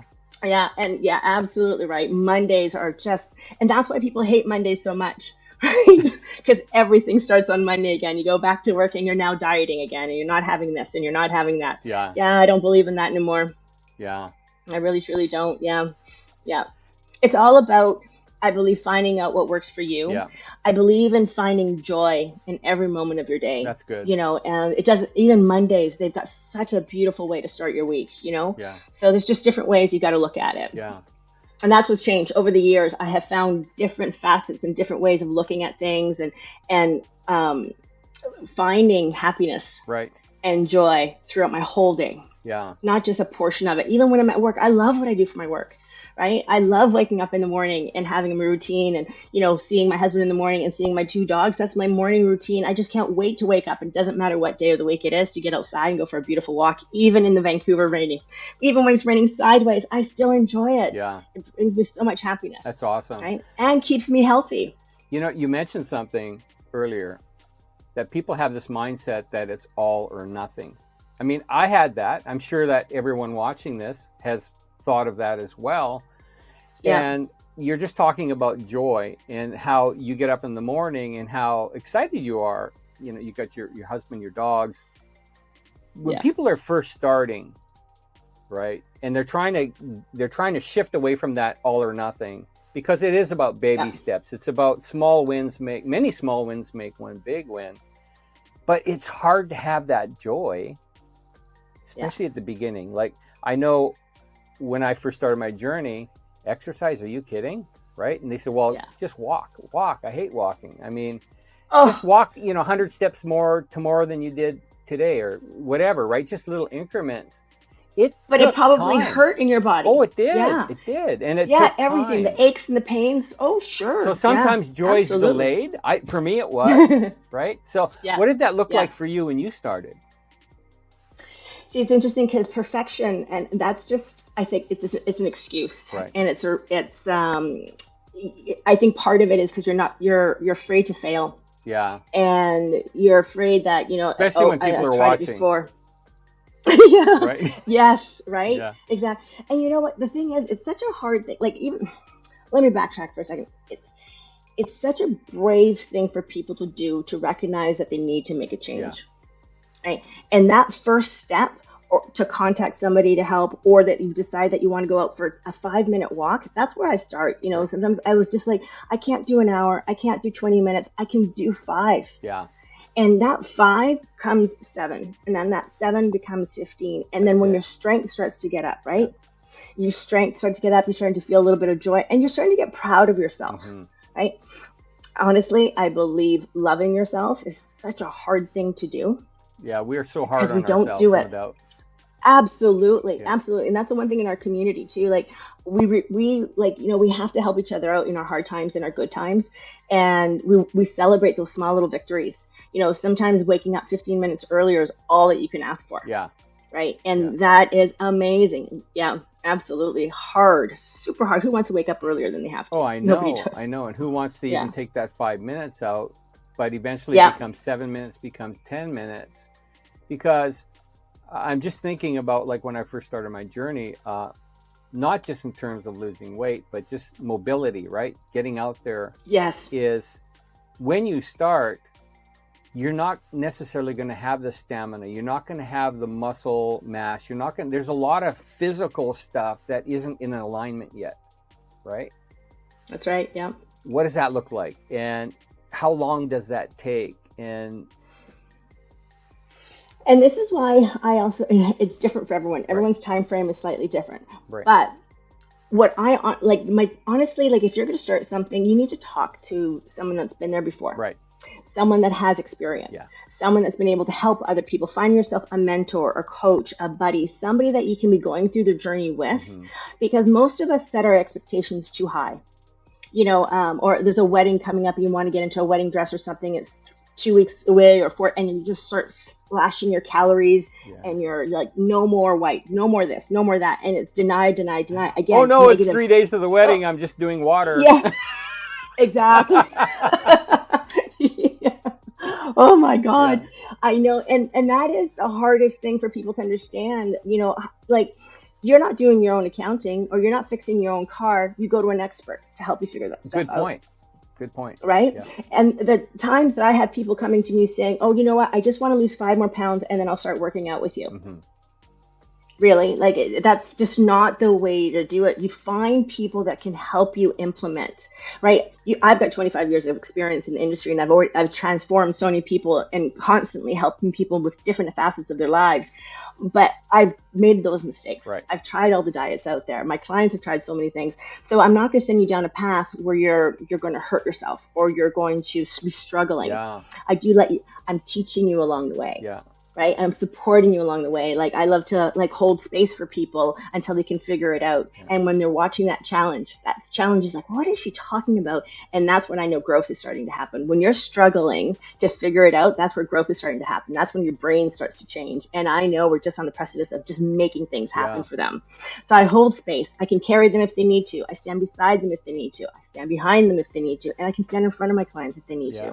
to. And we, in our group setting, we're all doing that for each other. No one's in this by themselves, right? This is so amazing. It helps. I love it because Yes. I know, like, my wife and I, because we went on Yeah. this journey together. Although I lost a significant amount of weight because, when you're morbidly obese, there's a lot of things like diabetes and different things that can take you out pretty quick. Yeah. She's overweight, but hey, I love her. But she went on the journey Yeah. with me, so we decided to join a gym. This is after we started walking and stuff because we knew that at some point we needed to take it to the next level. And one of the first things that the trainer did was she says, okay, I want you to, and she had her pen and paper. She said, okay, I want you to do this, right? Get on the floor and do this particular action. And what she was doing was discovering how well our mobility was, what we could and couldn't do. And what I could do was different for Shannon. Oh, absolutely. Mhm. And what I really appreciated about that exercise, or not exercise, it was an assessment really, was it helped define what was a good starting point to go to the next each of you. level so that, like you said earlier, so you don't hurt yourself, Yeah. right? Because if you hurt Exactly. yourself, you're going to quit. Not only physically though, but I'm also talking emotionally. Right. As right, and spiritually. Yes.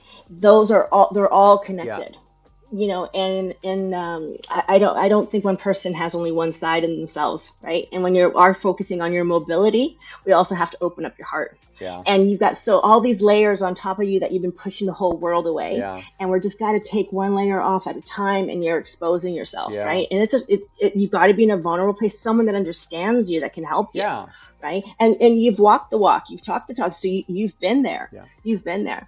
But finding someone that you can communicate with and they understand you, is key. I really, truly, truly believe it's key. Like I've spoken to many people and I know I'm not the right fit for them. I will help them find somebody else. Yeah. Same with me as coaching. Yeah. Oh yeah. Absolutely. You mentioned about type 2 diabetes, and that actually reminds me of my mother became a type 2 diabetic when I was a young lady, and that was the beginning of my journey. Whereas that was day one for me. And now looking back, and that's why I love reflection. When she became a diabetic, I didn't know what to do. I was young. I was like my pre-teens. And my mother didn't speak English very well. So I was her translator. Right. So I had to learn how to communicate with the doctors, how to learn how to process it and communicate it for her, and how could we implement it. Yeah. So I became a personal trainer at the age of 12, and helping in nutrition and guidance and all that stuff. And that's where I think, honestly, when I'm helping people on a regular basis, I'm helping them because I'm helping my mom. Yeah. That's where my heart is. Wow. Yeah. That's where my passion comes from for all of this, is try to help people, because I know everyone's got a mom, everyone's got a sister, everyone's got a dad, everyone's got a brother, and there's so much love in this world, and we just got to continue on paying that forward. Right. So that brings me. We all want them to be healthy. That brings me to the thought that really what you're talking about is your why. Mm-hmm. I'm doing and this your purpose. because Yes. of, right? And so I personally believe that in my experience, when my why met my values, that's when my superpower was discovered. And it was a starting point for me for the mindset shift that you're talking about. Yes. Now, there's a lot of people out there that aren't quite there yet. You know, they're watching this now because they're interested in transformation, obviously. So they've already done step one. And that's realizing I need help. I need to go to the next level. Where do we start when it comes to living a happier and healthier life through fitness and nutrition? Where would you start? Well, in all honesty, finding someone that can help you. Right. Because wasting your time trying to repeat the old, because your brain is still in the past, right? And we need to implement new things to find out what your real reason why is. For some people, the real reason why is because they want to be healthier, to be able to chase their grandkids. Yeah. Right? So if you want to be around, be feeling strong and be able to take care of your grandkids, support your family, because there's so much life that we have to live, you need to take care of yourself first. Yes. You know, it's a tough lesson that most of us don't even put ourselves first or even on the list of things that we need to do in the day. Yeah. And that's where the paradigm needs to shift. And it's not selfish. No, really, it's not. Absolutely not. Because when you're healthy, like I wish I knew what I knew now when I was younger. It reminds me of a Rod Stewart song. Anyway. Yeah, it's so true. But seriously, you know what? I'd live longer had I started earlier, but you got to start now, because if anything, the quality of life is going to be so much better moving forward. Yeah. Right? Yeah. But when you're talking about getting someone to help you, man, I am all about finding your tribe, finding people that can help you and people that are in the same group, right? A community, because we get so stuck in our mind, in our mindset, that we can't see the forest for the trees. Now, people hear me say that all the time, but it's so true. And we need to get outside of our rut so that somebody can see us for who we could be. Yes. Yeah. Exactly. The potential. Exactly. And the potential is huge. And it's finding somebody who's going to help you. Yeah. Right? You don't need to figure out how it's going to be done. You don't, because that's not what your specialty is. Yeah. I already know how it's going to be done. I will show you the way. Right. I will guide you through the way. You need just to find the person that you believe that can help you. Yeah. Right. And that has, and make that connection. You need to find that connection first. And I've already figured out the how. Yeah. Right. So you don't need to stress over that. I will teach you the how, because most people are so concerned, well, how am I going to get into shape? Right. What do I have to do? And they start worrying about eating, and most of the time they don't eat properly because they think they're not supposed to denying themselves food. Right. And one of the most important things in our programs is we actually just go straight to developing their gut flora, making sure their guts are able to even absorb the food that we're supposed to be having. Exactly.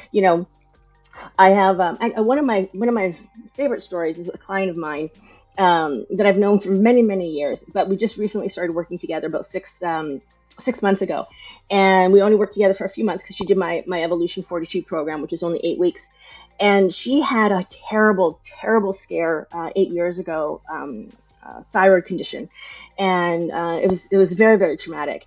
And fast forward 8 years, she's on medication, and the medication just wasn't working. Her blood pressure got extremely high, and it just wasn't working. Right. So a friend of hers was actually going to do my program, calls her up, said, please join me. She wasn't even planning on doing the program. She said, please join me. Let's do this together. I think, it's great. Angela, so let's give this a try. So the two of them joined my program. She had no intentions of planning what she wanted to do. She's like, okay, I'll just hop in and let's go. So as we started with her setting up her plans and her goals, she told me about her high blood pressure and a little bit of her story. And I'm like, okay, this is great. So I said, please get your blood work done before we start our program, and then we'll get it done at the end of our program. Well, she actually had an appointment already set up about the 3.5 mark, 4 weeks of us into our program. Mm-hmm. She calls me up and she says, Angela, you're not going to believe it. And I said, what? She's like, I was at the doctor's, and the doctor said, I don't know what it is that you're doing and what you've changed, but your numbers are perfect. Wow. Her blood pressure had come back in check. So we were just getting her ready. We were starting to eat properly. We were focusing on her gut for her to absorb her food and starting to get her to move and walk and this and that, and just educational aspect. And her body was already benefiting from it. Wow. Right? 3.5 weeks into it, 4 weeks into it. And the doctor's like, don't ever change, don't ever change. And they were struggling for 7.5 years. Now, if somebody said to me that if someone does your program 3.5 weeks later, her blood pressure would be in check, I'd be like, no, I can't promise that. Yeah. I don't know what's going to happen. But here we are, and it's still in check.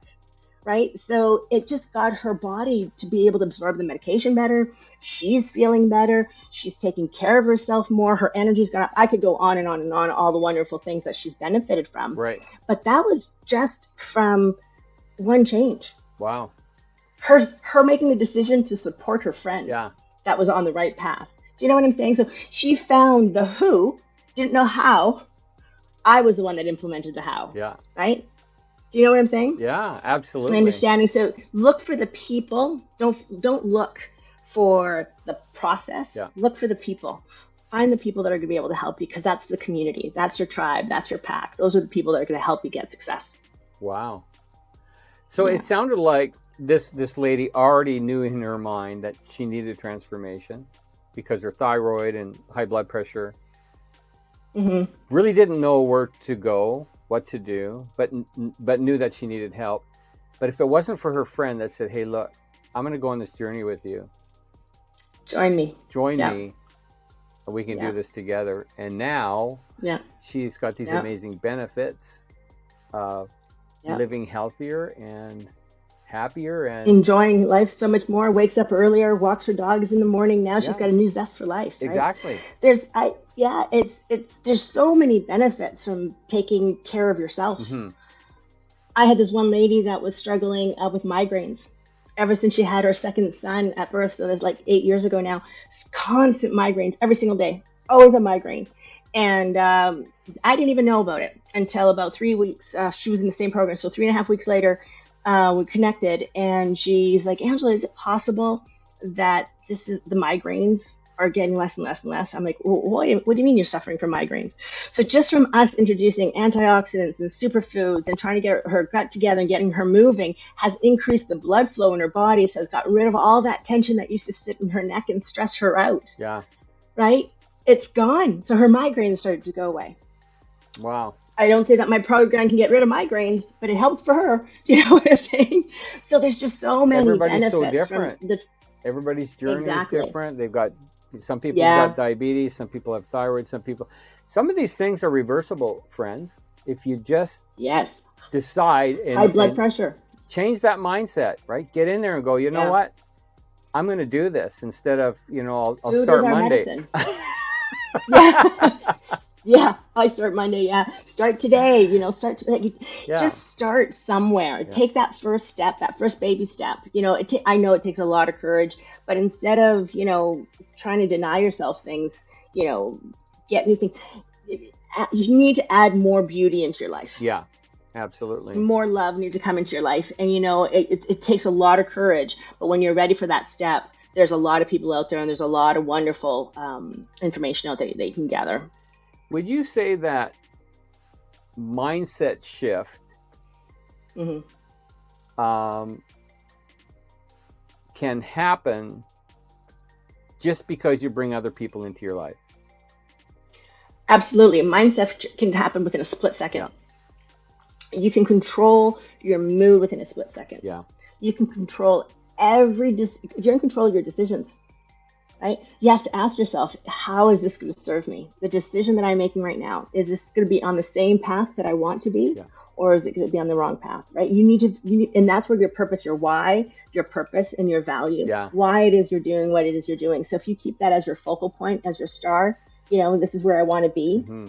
And the decisions that you're making is the end result, then you're going to get there. For sure. If you're focusing on getting into the skinny shorts or whatever it is, you're trying to get ready for a vacation, you're going to be struggling along the way because you're like, don't eat this, don't do that. You're fighting. I got to go to the gym. I got to do that. I got to do all these things. My face, again, it's like, no, it doesn't. It's not supposed to be hard. It's not supposed to be challenging like that, right? It can be an easy thing to get there. You just need to have the right people with you. Exactly. And it might not have anything to do with losing weight. I just talked to somebody the other day that needed to gain weight because she wanted to conceive. Again, everyone's different, right? But it starts with mind shift. Now, I think some people are kind of stuck. They go, what is mind shift? And, they don't even know where to start with that. So I'm going to encourage people right now. If you don't know where to start with that, I'll tell you where to start. Get in a tribe, get in a community, get a coach. Yes. Get a coach, and trust me, a coach is going to ask you some very deep questions that will make you think outside of yourself, that will make you go, whoa, I didn't realize that there were more options than what I could only see. Yeah. And that in itself will assist you in a mind shift. Yes, exactly. Yeah. I have a client of mine, Aaron. I met him, we're coming up to 2 years now. And when I met him, he was 350 pounds. Wow. And he's no longer that, which is great. I met him we had gotten our second puppy, and our second puppy got attacked when he was young. I got attacked, it was terrible. Lots of negative energy there. And we knew at the time we needed to get a dog trainer because the puppy had gotten into a state where he was fearful, so he had gotten a little bit of aggression. So we tracked down the best person we can find, and he's out in Pitt Meadows, and we met him. So I meet this guy, this jovial, amazing, wonderful energy, 350-pound guy, and I was like, wow, he's got this great energy. He was laughing and joking and everything, but I was like, but I could tell the struggles. Yeah. Fast forward, we got to know each other. I can't offer my services because somebody needs to come to you. And fast forward, we start talking, and he asked, can I ask you a couple questions? I said, absolutely, ask away. So he's asking me some questions about food and nutrition, how much to exercise, what to eat, what not to eat. Because at the time he was doing intermittent fasting. Yeah. And intermittent fasting is fantastic, but it wasn't working for him. Interesting. And that was the point. I actually started with that myself. Yeah, and for some people it works, and for others it doesn't, and that's just it. Like, everyone's got their own journey, and that's a perfect example of it. So it wasn't working for him. So we started off with just simply, I just want you to have breakfast. Just start eating your breakfast.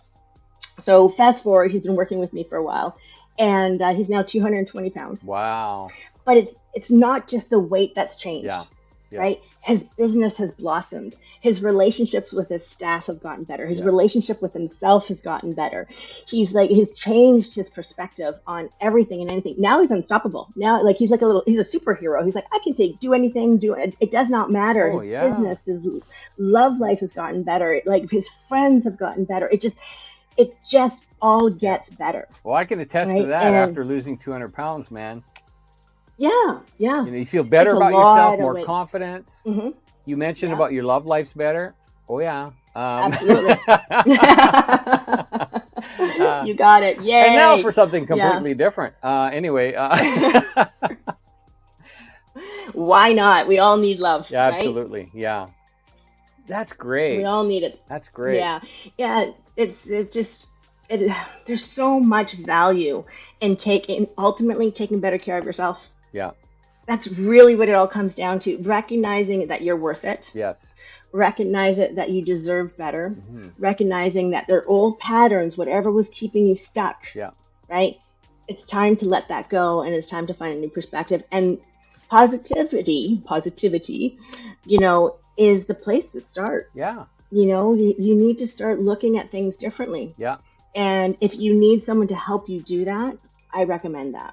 Finding someone that can help you get there. Yeah. Because it's not easy. I've over the years too, when I was miserable and when I lost my mom when I was young and lost her to pancreatic cancer, unfortunately. And it was a terrible, terrible disease, a terrible way to go. But I was blessed enough to have 8 months of her, to be with her and become her caretaker. Mm-hmm.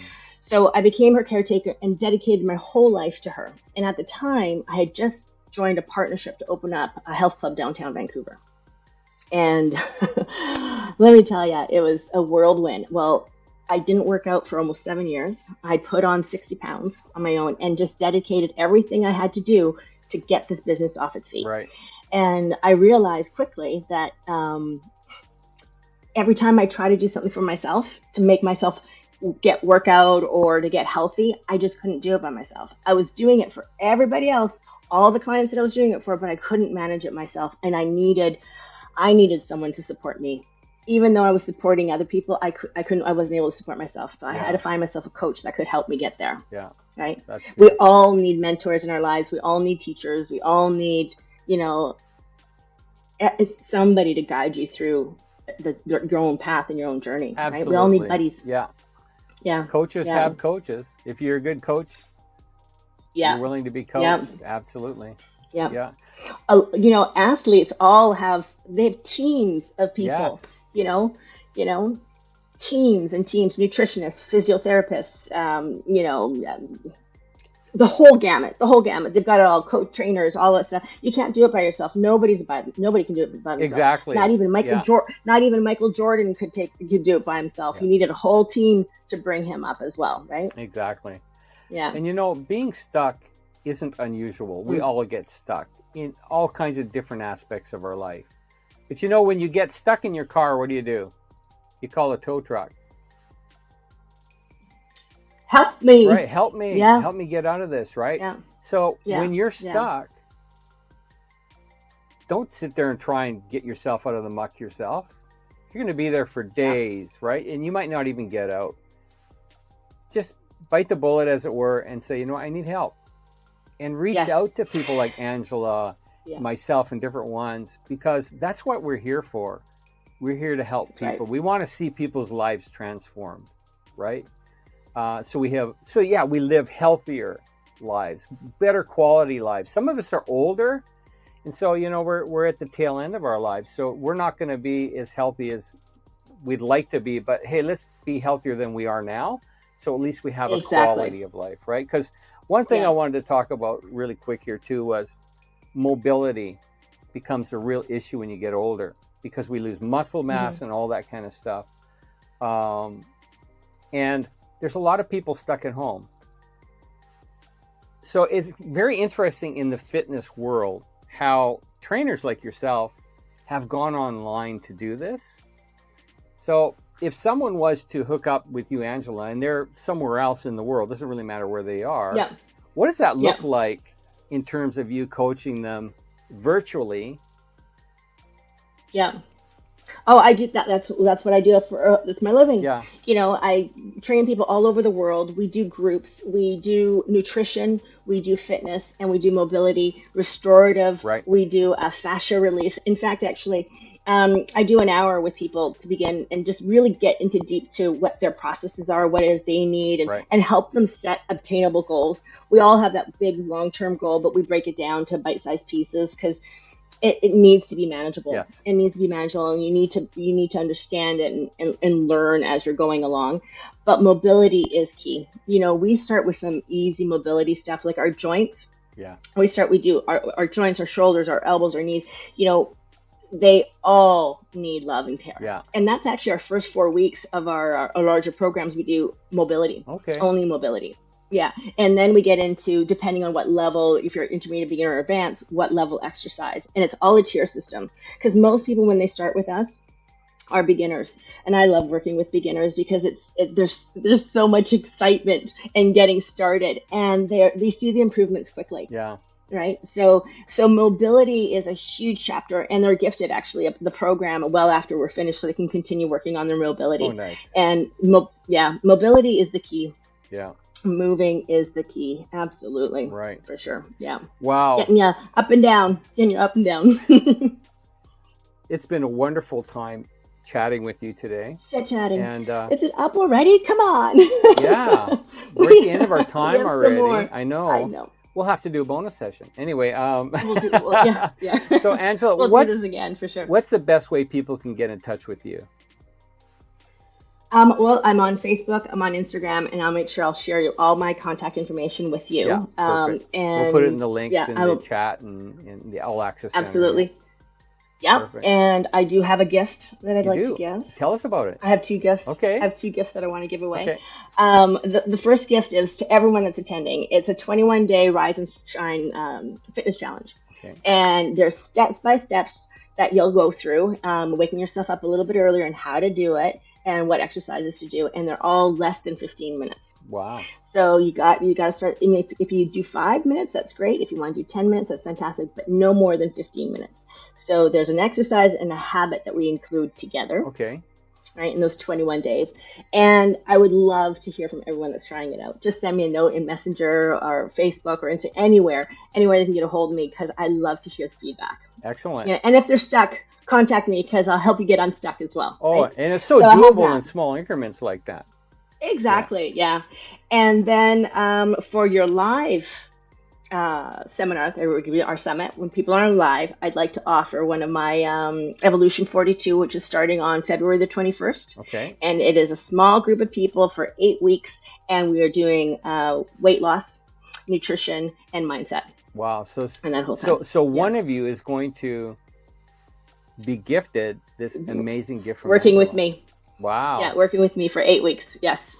And the other group of people that are going to be with us. So there's going to be a little pack of people that we're going to be working together with. Yes. And you're going to have me full time. Excellent. Yeah. Yeah. Everything we've talked about during this session about community, aligning yourself with other people, that's when you're going to start seeing your success. So, man, this is exciting, Angela. Absolutely. Thank you so much for spending time with us. Oh, thank you. Yeah. My pleasure. Thank you. And we will definitely stay connected. And thank you for watching, everyone. And visit thank you, Angela's Instagram, her Facebook. We'll include all the links down below. So, yeah, until next time, thank you. Thank you. Take care. Bye. Hey, everyone. Welcome back. I'm back anyway. Wasn't that great? My goodness. Angela is a firecracker. So she is offering somebody this free Evolution 42 8-week program. And so I'm running a little app. So I've taken everybody that's registered for the summit, I put their name in this app, or this called Comment Picker. So what it does is it randomly generates and picks one name. So I've just done that, and I am going to post the winner of Angela's 8-week program, the Evolution 42. So, congratulations, Elizabeth Gillette. You are the winner of Angela's program. So we will be in contact with you, and we'll connect you with Angela so that you can get into her 8-week program, because she is starting it fairly soon. Yeah, awesome. So excited. Let me see here. The winner is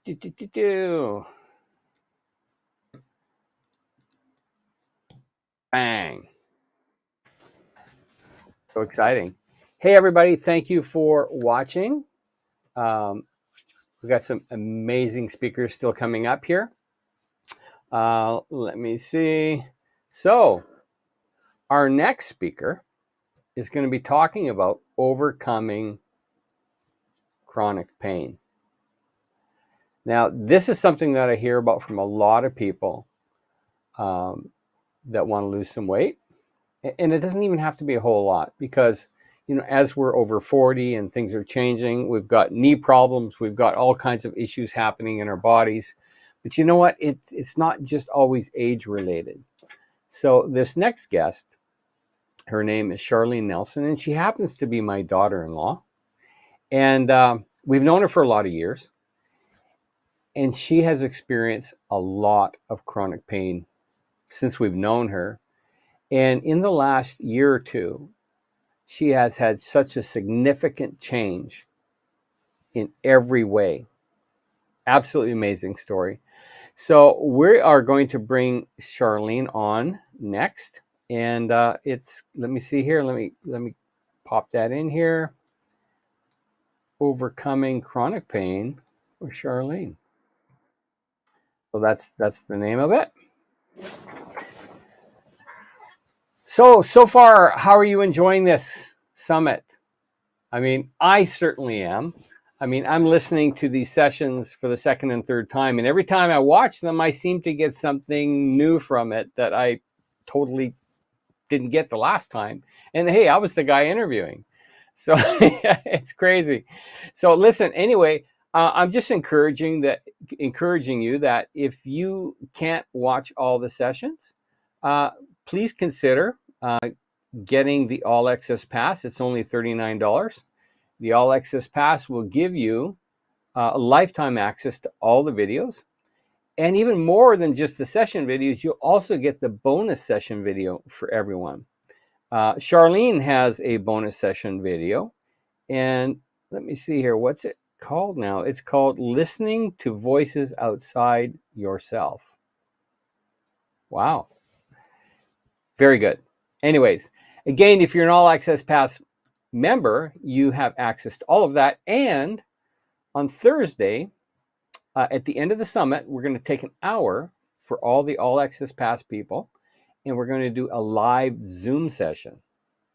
Exactly. It'll be awesome.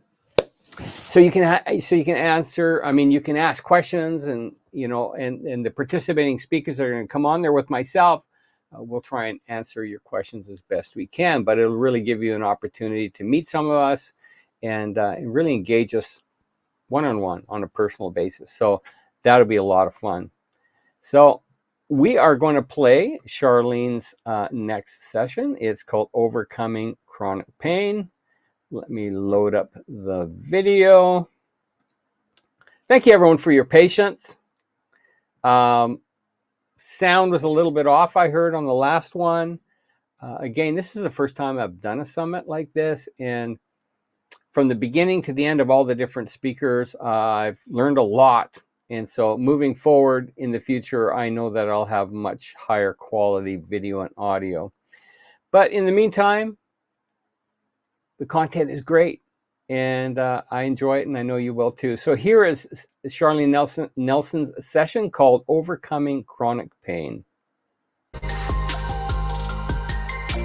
Hey everyone, I am super excited that my daughter-in-law, Charlene Nelson, is joining us today. Now, she's married to our son Brent, and they gave us 2 beautiful granddaughters. Now, Charlene loves to write and plan content for businesses and blogs, and has been published by several Christian ministries and has written content for Daryl and Friends. Now, not to be biased, she really is that good. Now, for many years, Charlene has experienced chronic pain and health challenges such as cancer. In her journey, she has learned how to manage and overcome chronic pain, and in the process, she lost 50 pounds. And she is a triathlete in training. So amazing, Charlene. Thank you for joining us. I'm really excited about your topic. I mean, we've known each other for a lot of years, and Shannon and I have seen you in those moments of chronic pain, and it's been difficult just to watch from the outside. And so some of us watching are experiencing chronic pain, or we have family members that have chronic pain. And I can only imagine what it feels like when you're in that moment, but it certainly hurts to watch other people go through it as well. So your topic, I think, is very relevant, because there's a lot of people that need to lose weight, that are experiencing chronic pain, right? We're saying not only do you need to change your lifestyle in terms of your diet, but you need to get more mobile. Well, how do you do that when you have chronic pain? And so your title, Overcoming Chronic Pain and How to Persevere and Achieve Your Goals, is amazing. And I think everybody's going to want to hear your story. So tell us more. Yeah, so it's definitely a really big topic, and the lessons that I've learned, like, it took me a decade, honestly, to get a better handle on how to live with chronic pain and persevere and overcome. Like, I wish I would have known, sooner some of the things I've learned. But when you first encounter pain in your life, like for me, it came on kind of out of nowhere, just this all over body pain. And in the first year of experiencing that, I could not comprehend or live with the fact that potentially this pain would never go away. Right. So I was searching everywhere for a cure, for a treatment, for a diagnosis, a specialist, anything to try and help me escape. That was my whole focus. Is I can't live with pain. I have to escape this, or I can't function. That was really what I believed in that first year, struggling with it. And then, of course, what a lot of people experience is you go to the neurologist, you have like a full body MRI, which I had. Right. You do all of these tests, and they don't find anything. And they'll tell you, everything looks normal, but you don't feel normal. Right. I remember being up at night. So I often wouldn't sleep the whole night because my whole body would just be in pain. I'd have to be having hot baths in the middle of the night. And super confusing for people to hear. Like, there is no reason for you to have this pain, which is generally what leads to a fibromyalgia diagnosis, which is how, like, my journey, that was kind of the... Right. Yeah. And, I remember you wrote a blog post one time, and it was so meaningful to Shannon and I, because it dealt with the fact that you're getting diagnosis, but there's no results. They're not giving you any clear diagnosis. So suddenly you're thinking, how are people perceiving me? Are they believing my pain? Huge. Right? Yeah. And there's a lot of people going through the same thing, where they haven't got to that point where they have a diagnosis. So they're in this catch-22 part of their life where people see it happening, but they don't necessarily maybe believe it. Right, and that is huge. You can develop a lot of insecurity and things. And I think what I've talked to you about before too, Daryl, is because pain is something, it's very present. And if it's new to you, it always seems to be in the foreground. Right. Eventually, you do need to learn, let's put this in the background. But when it's front and center and you become in that state where I'm so desperate to get out of this, and it starts to become a big part of your identity as well. Right. And once you start identifying yourself, like, primarily as, I'm a person who lives with chronic pain, and that it almost, even though you dislike it almost becomes like this essential part of you that you feel other people need to know about it. Other people need to have compassion on me and understand. And I think that's kind of a normal place to go. But in my experience, it can be very dangerous to kind of shelter yourself in and turn that into a key part of your identity instead of learning how to process this and actually move forward. Right. Right. Yeah. Wow, that's difficult because it's really, it's something you're experiencing in your body, but it's also affecting you in your mindset. Yeah. Yeah. It's really hard. So what at that time though, so my story's pretty long because I've gone through a lot of ups and downs with this. I did get to a point during that kind of fibromyalgia stage of my life. Maybe I'd been dealing with that for like over 3 years, where I did hit a breaking point because I was working in childcare and I was frequently having to call in sick because of pain, because of being up all night. And I knew my boss wasn't super happy about that. Yeah. And then there was one day where I had to put sunscreen on a row of children, and just having to lean over and sunscreen the kids. I was like, I'm in too much pain. And I just started crying. So I had to go hide in the bathroom. And I realized I can't continue like this right now. Right. So I made the decision that day, I'm going to take a medical leave off of work. And that was the best decision, one of the best decisions I ever made. It actually only took me about 3 months to get to a way better place. I had been through a lot of stress, even aside from the pain. So, taking the time to slow down, take care of myself, of my mind and my body, And then also it was actually a doctor from my church, Dr. Quentin Smith, if some people might know him. He went to the gym with me at the leisure center. He challenged me, got me moving. And that ended up leading into during what I would say 10 really hard years. Right. I had one really good year in there. And it was after that turning point. So this all started before you had children. It did. This was before I had children. And Darren, you know, coming up is a whole nother trial. Yeah. Thankfully, I did get that experience of overcoming by exercising. That was the biggest thing for me. And one thing that's really important for listeners to know, so the challenge, so if you have arthritis or inflammation, fibromyalgia, you feel like you're injured. So sometimes you feel like so much pain, like, no, I'm hurting myself if I move. I'm going to injure myself. Right. When in reality, unless you have a scan showing that you've broken a bone, you're actually not going to injure yourself by starting to move. But when you've made pain this key part of your identity, and now you're also afraid. You're afraid if I go on a stationary bike, what if I get a flare? What if I make it worse? You have to learn to tell yourself, I am not hurting myself right now by starting an exercise program. And yeah, you might have a flare, so you don't start crazy, but you learn that perseverance to start and continue and just start building, right?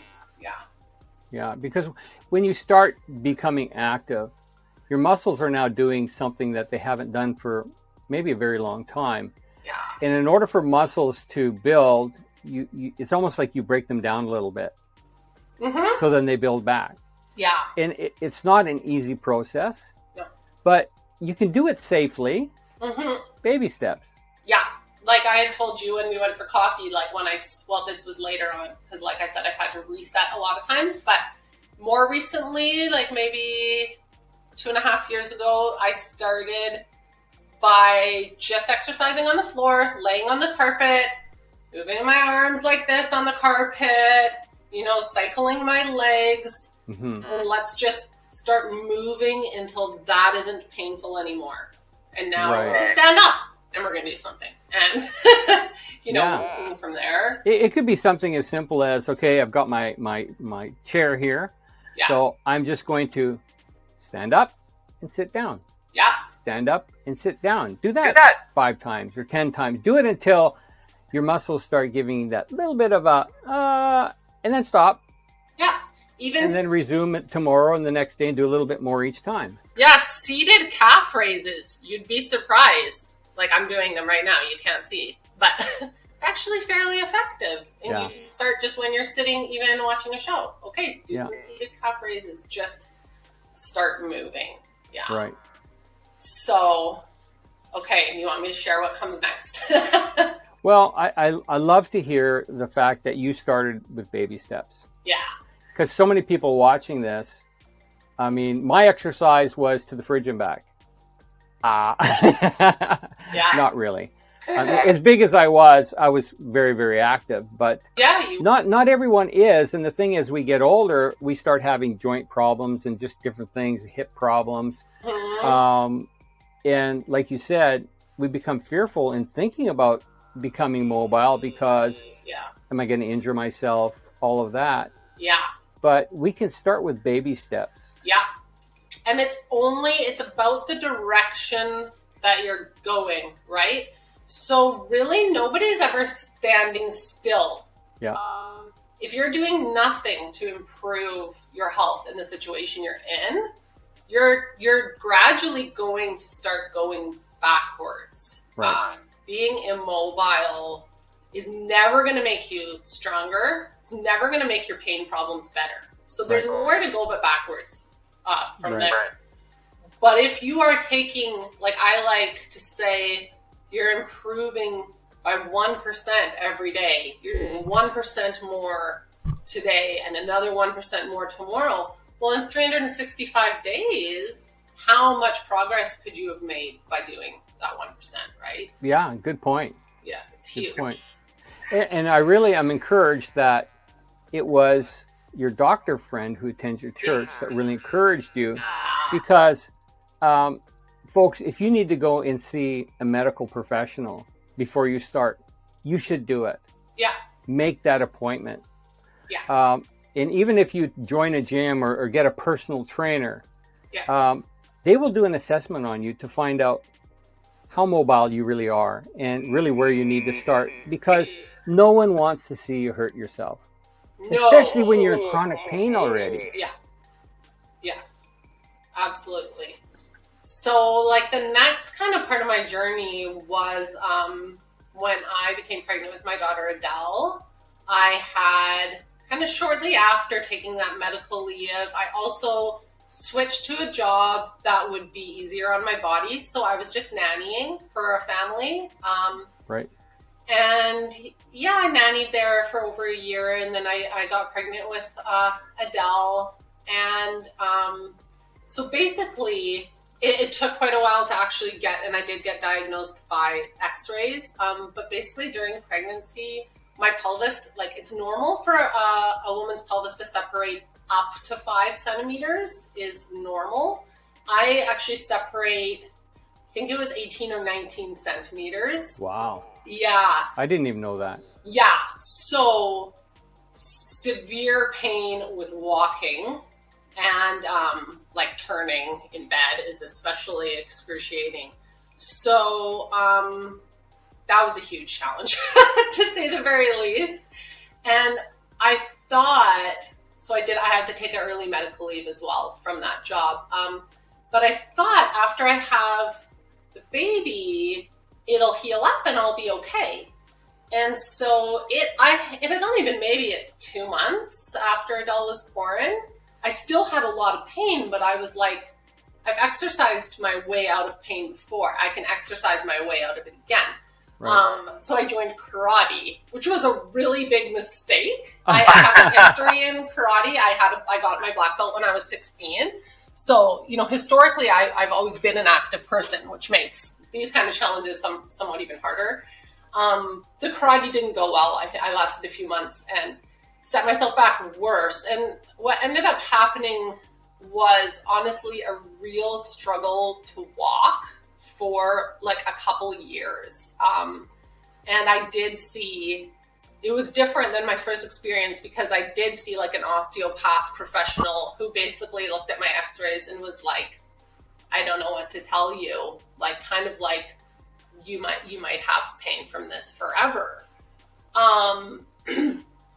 So I was very determined though to not like accept that. But what I started doing at that time, and it's not necessarily bad, but I started seeing a lot of different professionals, chiropractic, physio, naturopath, almost you name it, I tried it. Some really intensely painful treatments, like I tried prolotherapy, which was extremely painful. Did help a bit though. But yeah, I've spent a lot of money and had a ton of setbacks. I'd make progress and then I'd fall back. So that's kind of leading up to that point I've shared with you, Daryl, where I did actually kind of give up at a point. I was like, I've spent so much money. It had been like 3 years of trying to walk without pain. And I was like, maybe this is just, I'm destined for this. I was like, maybe this is just how my life is and I have to stop spending money and I have to stop. And that didn't go well. It wasn't a good decision. No. Well, all of us at some point, I'd say probably 99% of us have fallen off the wagon. Yeah. And I know in my case, a lot of times I never got back on because I really had no accountability. It was just me. I was too discouraged, just, all kinds of things that are going on. So it sounds like you got to a point where you had a decision where you could give up too. Yeah. But what helped you get back on the wagon? So what happened is I did give up for about 6 months. Okay. And I didn't get better. Of course, I started going backwards. Like I said, if Right. you're not taking literal steps to move forward, you're gonna move backwards. And it sounds really cheesy, but it was New Year's Eve. I was at a New Year's party. It really is cheesy, but literally at the stroke of midnight, I had this really strong sense that, sorry, it makes me emotional. You can't give up. Like, you cannot quit on this. And I was like, that's it. This is my year. Whatever it takes, I'm gonna get over this. Yeah. So did somebody come into your life So to help you with that? You know, it's funny because, again, it was the same doctor friend, Quentin Smith. Him and his wife came over one evening for a visit, and I was telling him about my challenges, and he said, well, let me watch you walk. So I walked, and he's like, no, that's not your normal walk. Like, do a normal walk. And I'm like, no, this is the way I walk. I didn't realize how completely off my gait was. Wow. Like, my hips were not sitting straight, right? Like, my walking really had become impaired. And then he had me try to do certain, like, stretch. And no, I can't do that stretch. No, you should be able to do this. And I'm like, no, I can't do it.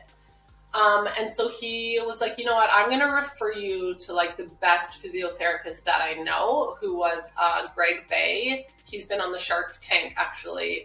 He makes a product through Under Armour, which specifically is for supporting your pelvis and hips. But anyways, I saw him in Abbotsford, and it was absolutely amazing because, kind of like you said, when I went and saw him, he analyzed everything. You know, march on the spot, walk, lift your knees, touch your toes. Yeah. Watched the way I moved. And then he looked at me with tons of compassion. And he was like, how are you living like this? And it was the first time someone with medical expertise showed me that kind of compassion, like showed me that they saw how severe my problem was. Because visibly I look very healthy. And people would always be like, you look fine, right? Right. He was like, how are you living like this? And I was like, it's really hard. And he's like, how was the drive here? And I'm like, the drive here was really hard. Like, I'm in pain all the time. Mm-hmm. And he was like, okay. He's like, well, you're Humpty Dumpty. He's like, you know, you basically, we need to retrain you how to walk, and put you back together again. And he's off with such, I mean, literally I would hold a chair, I would support my weight on one leg and lift my foot an inch off the ground and try to make my hip bear that weight properly. It was like extreme baby steps to get started with him. Yeah. Wow. Yeah. You're telling me stuff I've never heard before.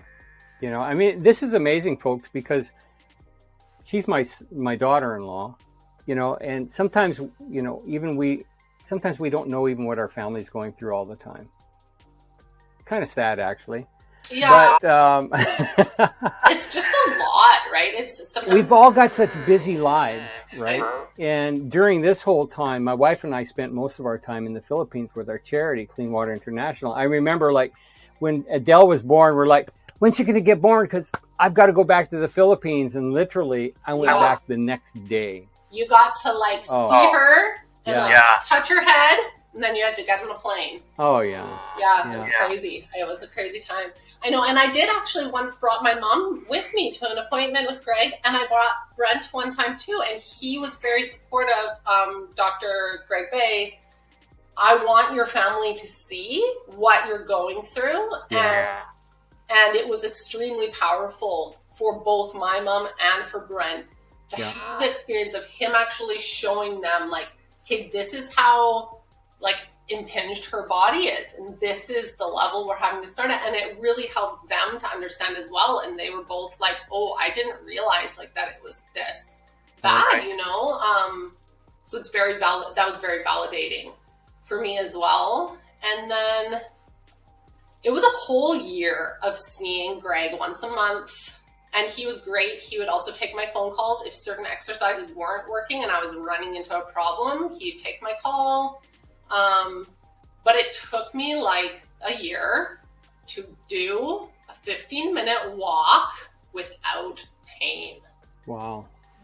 It took a year. So this is where the perseverance comes in your topic. Major perseverance. And it was like, it's raining. I have a giant raincoat on. Like, I am out there every day, rain, snow, whatever, I'm walking. Yeah. And it was very valuable, actually, for me. It was, and that is, you hate to say like the beauty of dealing with chronic pain, but there is a sense in which you're going to learn through that things that you're not going to ever learn anywhere else. It's going to make you a perseverant person if you choose to keep showing up and keep doing the work. You're going to become very like gritty. Yeah. If that makes sense. Yeah. Yeah, it does. Yeah. And it also makes you more empathetic for people who are experiencing similar problems. Oh. And so by you sharing your story today, Yeah. I'm sure is helping some people watching this right now. So if somebody's in that state of chronic pain right now, Yeah. and they haven't really started, Yeah. what would you say to them? Well, I think thing number one, yes, seek medical attention, seek specialists, get help, get input, but, and this is hard, like it's maybe hard to hear, probably no one's gonna save you. Like I, for a long time, was looking for like, just let me see that chiropractor who does crack one time and now I'm healed and I'm fixed. Or is there the magic pill? Because you know how many people are selling magic pills. I'm going to take it. It's going to heal me. Yeah. I had to learn, like, yeah, I take supplements. Yes, I see specialists. But there's nobody else who's going to fix me. I have to put in the work and the dedication and follow through with what I'm being told to do. So that's kind of where I would start, is like with your mindset and your expectations. Yeah. And realizing you probably thought, you know what, and I know you thought this because you said it earlier, is this something I have to deal with for the rest of my life? Mm-hmm. And it very well might be. Like, so I still have chronic pain. Like I have a really bad shoulder, for instance. I've had cortisone shots in twice. Now it always wears off after 4 months. I mean, that's a whole nother thing. I've had to learn a lot about making adaptations in life. Yeah. Instead of saying, I'm not able, for instance, to use a computer, which for a long time I said, I can't use a computer. My wrists, my shoulders, my everything hates it. I had to learn, I'm going to do everything ergonomic. I'm going to stand. I'm going to take frequent stretching breaks. I'm going to find ways, right? Yeah. Because ultimately, your motivation is you want to achieve your goals. Yeah. Right? Mobility is a huge thing. I mean, you've got 2 daughters. Yeah. 10 and 5, right?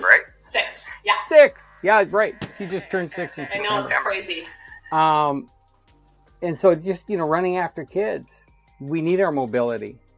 Yeah. But there's folks out there who are empty nesters who are getting on in their life. Yeah. And they're getting to a point where they need hip replacements or they need knee replacements or they might be confined to a wheelchair or whatever. Yeah. So what's your goal? What's your goal? Is it playing with your grandchildren or your children? Is it just being mobile so that you don't have to go into a retirement home so you can live, in your own place? I mean, we have to have goals. Yeah. We all do. Those motivating factors are definitely going to be different, for every person. Yeah. For sure. And I mean, a big one I think that probably everyone has in common is just like you want to feel good. Yeah. Nobody wants to feel crummy all the time, right? Exactly. There's a lot that goes into that. So, I guess if you want me to share some more of my story? Yeah, absolutely. It's a never-ending story. Oh goodness, it's been a long road. So I got pregnant with Liza when Adele was 3. Now the timing was hard because I just gotten to the point. Actually, I did get to the point where I was walking completely without pain, and walking like as much as I wanted to walk without pain. A miracle. I thought this will never happen, and I actually got there. So that was huge. But then you're pregnant again, and it was tough. I was obviously thrilled. We've been trying for over a year, and it was God's timing that it took over a year because I needed to experience some success. Just going from trial to trial to trial without a little bit of success in there, like, thank God for that, because it helps a lot. Yeah. I knew this is going to be really hard. The pregnancy was going to be really hard, and the pain started a lot earlier. Like, I think it was only 2 months. It's same as with the first pregnancy. When it hits, the initial hit of whatever it is that happens in my body with my pelvis separating is the worst moment of the whole thing. Like, it's like just out of nowhere, okay, I feel like my pelvis broke. So I was literally crawling on the floor, like absolutely horrible. Went to the hospital, and again, it's tough. It's like, we don't know what we're going to tell you, but here is your prescription basically to go pick up a walker, go pick up a wheelchair, go pick up, like, I don't know, all these tools. It was like, it was real. It was like, this is going to be a really hard journey again. Yeah. So those 9 months of pregnancy, I will say they were the hardest time of my life, because all I could do was try to maintain what I had. You can't be making progress like in that state. I did see Greg Bay through the whole pregnancy, and he was very encouraging, but he was very realistic.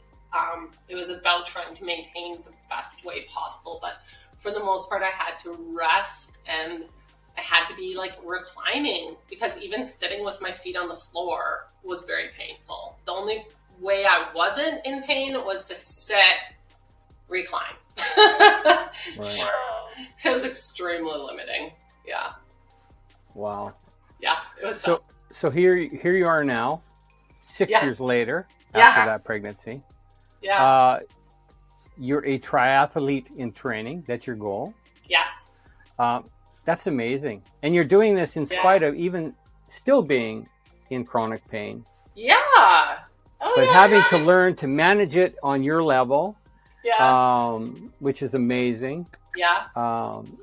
is encouraging, because people can do this. Yeah.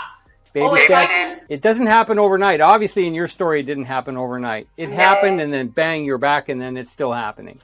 So much grit needed that it's ridiculous. And I mean, I think that's why I don't share my story a lot, because I do think my story can be overwhelming, to be honest. So, you know, when Liza was 2 months old, then I passed out in the middle of the night, and Brent couldn't wake me up.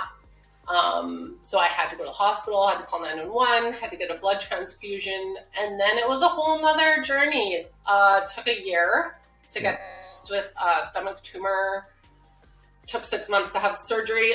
On and on it goes, right? I mean, just rough. But once again, you know, thank the Lord, I have been cancer-free for almost 5 years. Wow, amazing. Years in May, which Yeah. is amazing. But I think going through that, you have so much appreciation for life, right? Yeah. Because I remember in those moments not knowing how is this going to go. Like my one prayer was, please God, I need to get both my children to kindergarten. If I can walk them both to kindergarten, they're going to be okay. I don't know why. That was the feeling I had. I have to get to that milestone.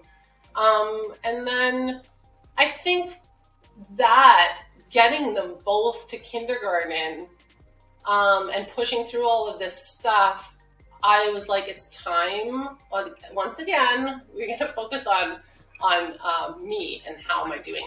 And yeah, I had gained a lot of weight because going through all that stuff was so extremely hard. So, you eat, right? Yeah. So I had a lot of weight to lose, and I still had a lot of chronic pain to overcome. And like, yeah, it's been awesome though. It's been a really good couple of years. So would you say your focus, you just talked about your weight loss. Yeah. Was your focus on your weight loss, or was your focus on just dealing with your chronic pain and getting mobile? And in doing so, between changing your eating habits and everything else, the weight loss just kind of came naturally? The focus was health in general. Right.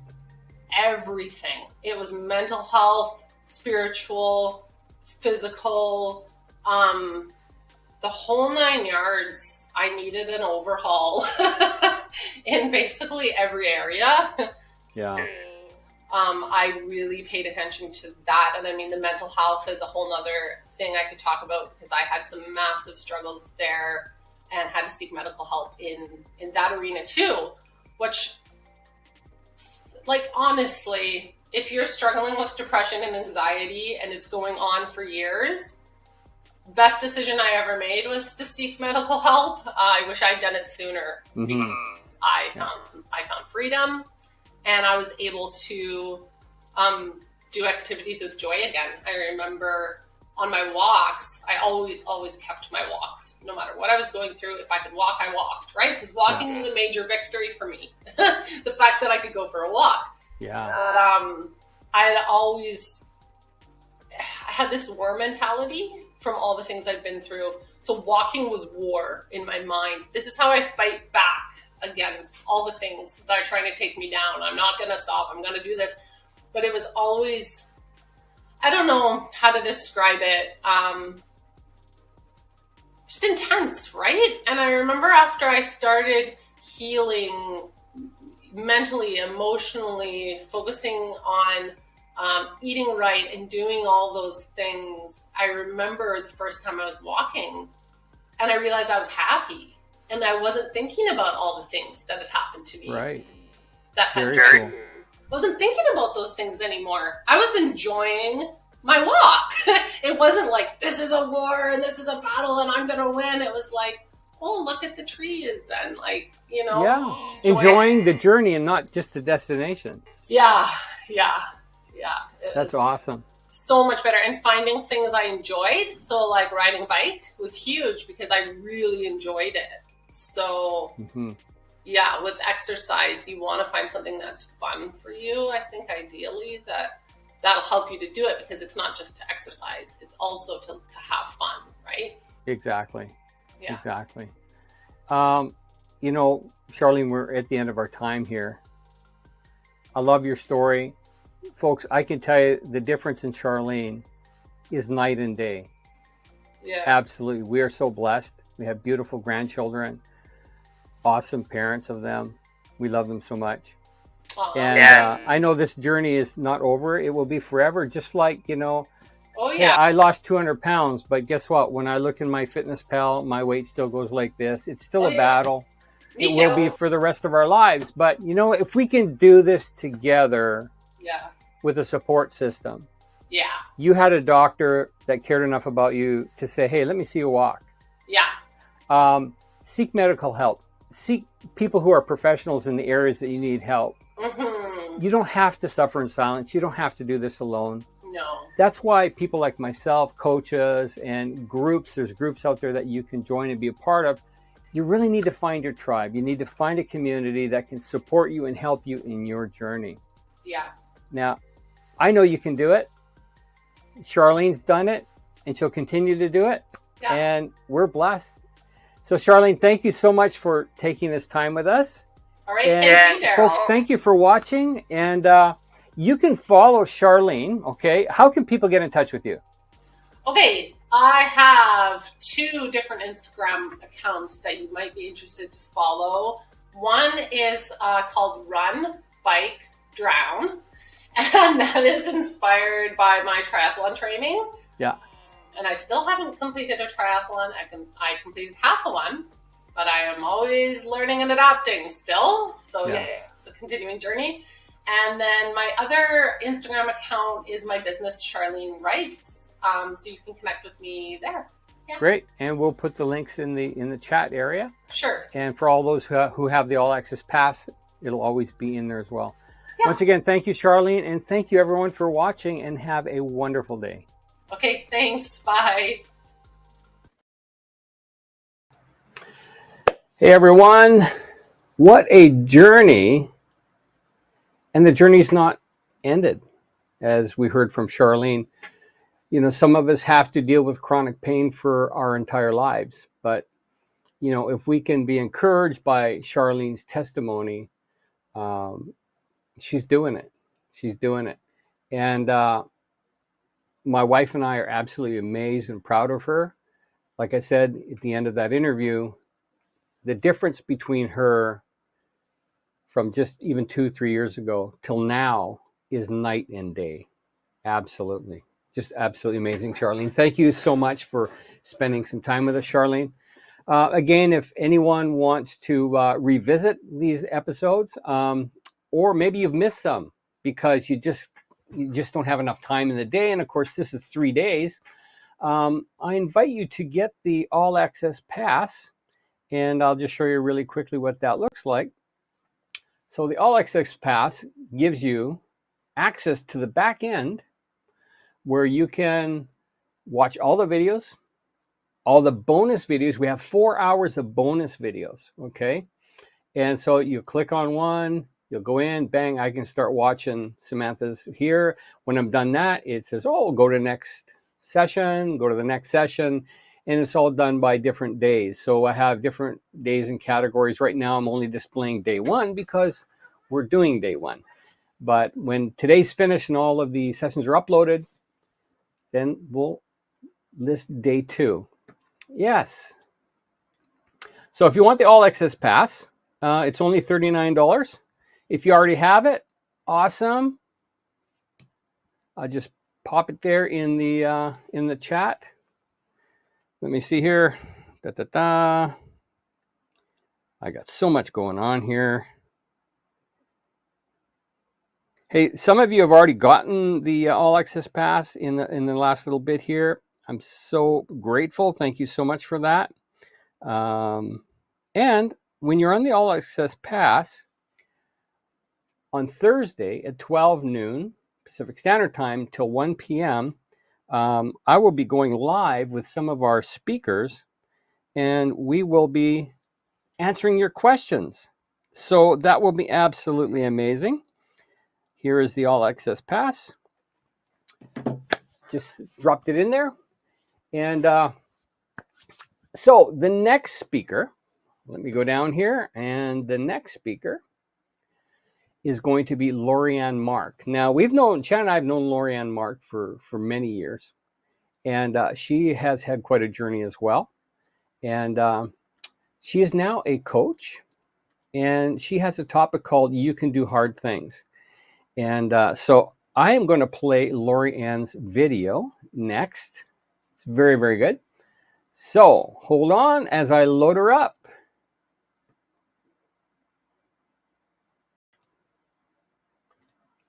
Here we go.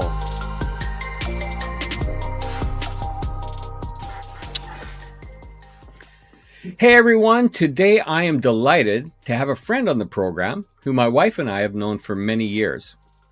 So I'd like to welcome Lorianne Mark. Hi. Now, like many of us, Lorianne felt stuck in some personal areas, but she had noticed some patterns and decided to seek life coaching to gain another perspective and more self-awareness.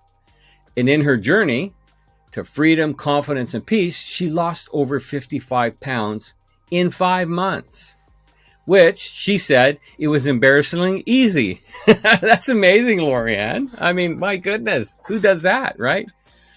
But that's not all. She also realized that life coaching was the path for her, wanting to provide more tools and life-changing results for her clients.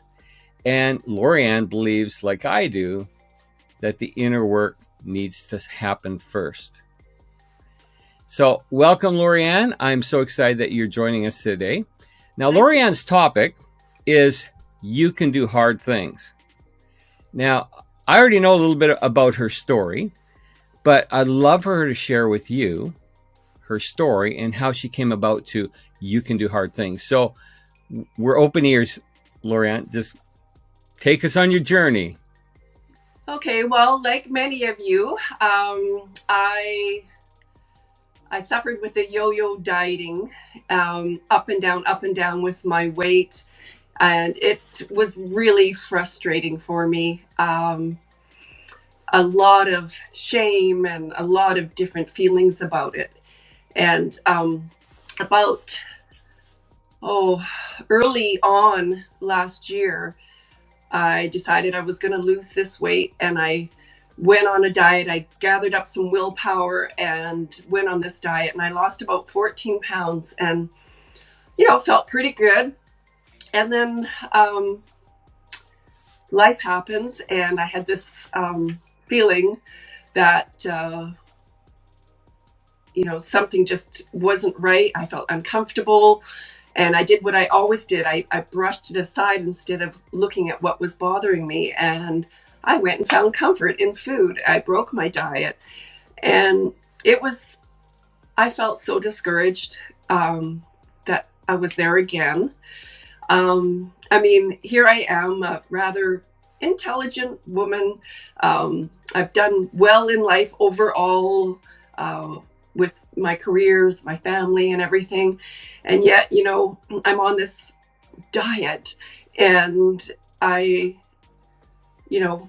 days later, or when something comes up, I'm standing in the pantry, chowing down on cookies and chips and anything I can get my hands on, like a 2-year-old. And Right.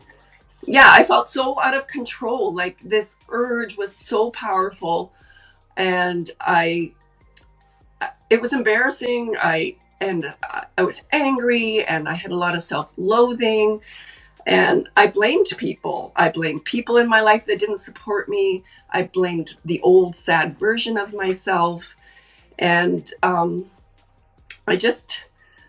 blamed health issues. I had a lot of pain, physical pain in my life, and I just really didn't think that I had it in me to see it through. Mm-hmm. And we've all been there. I mean, Yeah, who hasn't, yeah. right? And not just once, but multiple times. Exactly. And I really believed that it could be different. I mean, it was for other people. Why couldn't it be for me? Right. And so I actually gained all of the 14 pounds back, plus some, but it was still on my heart, still in my brain. And I really didn't want to let go of it. And, being exposed to all the tools that I have as a life coach, I never really used them on myself. I was so judgmental and harsh with myself. Right. And I think that was really key. Is I took time. I treated myself like I would a client. And I asked myself, and this may sound crazy, but I asked myself, do you want to lose the weight? And, just in that moment, like, I don't think I ever really asked me before. It was, I should do this, or I have to do this. Mm-hmm. And the energy was a lot of pressure and a lot of negativity about myself. This time it was different. I asked myself if I wanted to lose the weight, and I sat there and I really thought it through. So I could lose the weight. Life would be 50-50. Life happens. Just because you arrive at your ideal weight doesn't mean everything in your life is roses, right? Yeah. Yeah. And then, or I could learn to just use the tools that I have to have self-acceptance. So I really thought it through. And for me, the decision was that I wanted to lose the weight. Mm-hmm. And so just like I would a client, we went on quite a journey together, me and little life coach Lori. And your dog, you got a wonderful dog that you go walking with. Yeah, and great support system. Yeah, absolutely. Yeah. So I understood, like, this is where I used all the negative as a positive. Mm-hmm. I had the experience of failing, so I had knowledge of triggers and different thoughts that I would have, different fears, different insecurities, different emotions that would rise up. Can I ask you a quick question here? Yeah. When you recognize those triggers, how did that come about? Like, how did you recognize a trigger and go, oh, okay. And obviously you made a bullet list or whatever in your mind or wherever that I need to watch for these things in my feelings or different aspects of your life. What did that look like? It looks differently depending on the situation, but quite often I'll have a feeling. Like I'll have an emotion. This is what the E stands for here in my speckle. Okay. I'll have an emotion, and it's like up here maybe a situation or a circumstance, and that is neutral. It's my thought or my perceptions regarding that. Okay. That actually causes the feelings in me. So if I have a feeling that isn't quite right, I have to ask myself, what thought is triggering that? Mm-hmm. It's just a tool that I use to become more self-aware, because most of our thoughts are subconscious. Like probably 95% of our habits in our life is lived out of our subconscious. Right. And so I wanted to bring them out of my subconscious, out of that just natural habit, acting and reacting, and be more aware of them. Because when you have awareness, then you can actually change them. Right. Excellent. Yeah. So, so basically what I did was, I started doing the heavy lifting, before I set out to change my actions and my results. Mm-hmm. And what I mean is I did all the mindset work and the emotional stuff prior to it. Okay. So I took all those circumstances that I had in my past, all those situations and obstacles, and I used them as stepping stones. Right. To be more aware. And we all know ourselves. And even though we're all different, we actually have our brains work the same. Our subconscious brain works the same. So we may have different ways of what will work for us, different methods and different strategies. Yeah.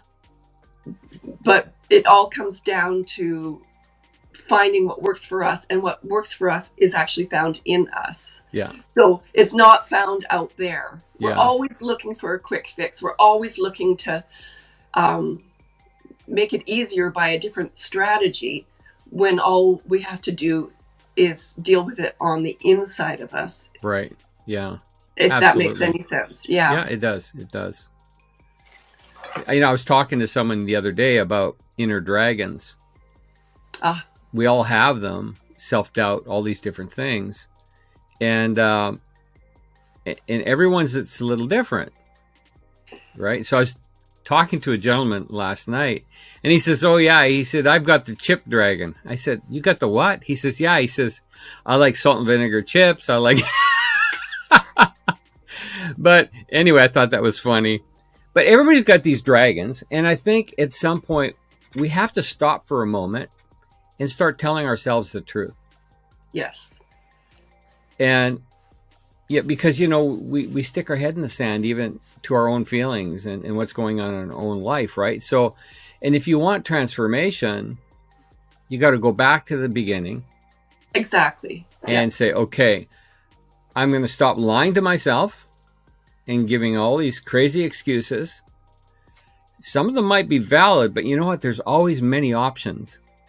And so exploring all of that, which I thought was really cool, because part of your journey was to not just become a coach. That kind of came out of it, but was to be coached, because sometimes we need to get outside of our own paradigm. Yes. Yeah. Yeah. We all have these different beliefs and things that, and if you yo-yo diet, they're even stronger and stronger and stronger. Yeah.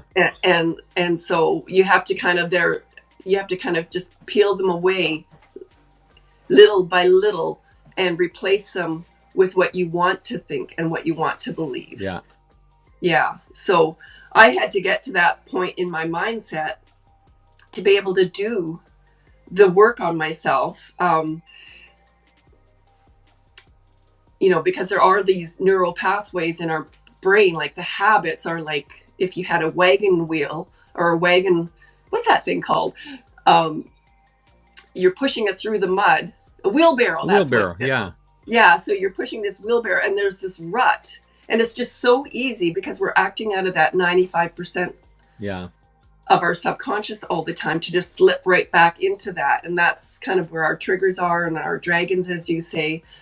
And so I had to look at different perceptions that I had, like you said, the lies that I was telling myself, the excuses and the reasons, as valid as some of them were. I realized that because I really did desire. I started at the beginning. I wanted to make it, and I had to create a why that was bigger than my excuses. Right. And believe it or not, it was really hard because I was so deep in my stuff. Right. Like I had just a hairball of reasons and excuses and emotions that were hard to unravel and even think clearly. But with the pain in my body, with the excess weight, I wasn't able to properly play with my granddaughter. And I wasn't able to go for those walks. I could hardly walk across the floor of my store that I was working in. And, so I did have a reason. Like I had to get in touch with that. Like I wanted to be free. I wanted to be healthier. I wanted to be able to enjoy my family. And it kind of comes down to our different values and stuff. Like some of my values were created a long time ago where I felt I needed to be safe. And if I make a big change, my brain goes into freak mode and saying, this is not safe. This dieting thing, this isn't working. And so that value that I had of being safe really didn't serve me. It's like, no, that served me at a place in my life where I didn't feel safe. And I had to kind of let my brain know that I was being gentle, that this was for me, that I had good reasons. And I wasn't forcing it upon myself. It was actually something that I wanted. Right. And I think a lot of time that unsafety that we perceive really is a lie in itself, because it's not a matter of it being unsafe at all. That's right? Exactly right. Yeah. Like it's so funny because when you look at it after you're out of that intense emotional stuff, you can logically look at it more freer. But when you're feeling stuck, when you're feeling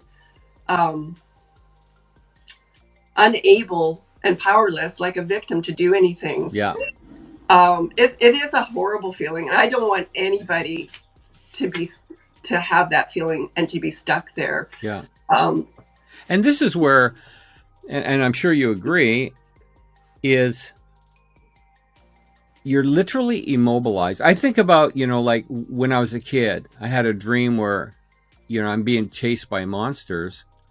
And as fast as you think you're running, you're like in slow motion, And I think when people get stuck, it's almost like that. They're just frozen. Yeah. And it's almost impossible for them to get out of that without some kind of a support system. Yeah. And I think it's super important when you align yourself with people who've been there, who have done that. They're already on the other side. They can look back and go, hey, I know exactly where you're at because I've been there, not just once, but many times. But trust me, there is light at the end of the tunnel. take my hand and let's go on this journey together. Yeah, I think when you deal with all of the stuff from the past and you clean it up, kind of like a decluttering of your brain, and you put in it what you want, you know, how it's like cleaning your house. You declutter everything and then you just bring back what you want, what's going to serve you towards your goal. You know, I believe that if you aren't ready, you know, if we aren't ready, then we're not ready. I agree. But we can ready ourselves. Okay. You know, so we How may do we not do that? That's by doing the work. That's by getting the support Okay. system. That's by Yeah. Looking where we've, you know, getting in touch with ourselves, being honest. Yeah, all of that. So we can ready ourselves. We can grab the support. We can change our perceptions. We can plan it so that it doesn't feel so dangerous. We can, you know, we're not surprising ourselves and, you know, I should lose weight, I have to lose weight. And we're not using the negative feelings of self-loathing, and we're having compassion on ourselves and really taking care of ourselves because we want to. And it's not just about losing weight.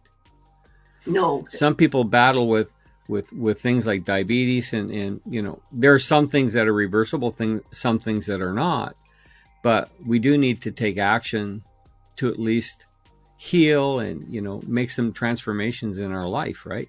Yeah, part of my thing that I had to do, well, one of my excuses was the pain in my body. Right. And the fact that I felt I couldn't exercise or do anything. Excuse me. So one of the actions that I took among my many was I went to a health food store to see if there was something to help with the inflammation and stuff. And so that was one of the things that I did for myself.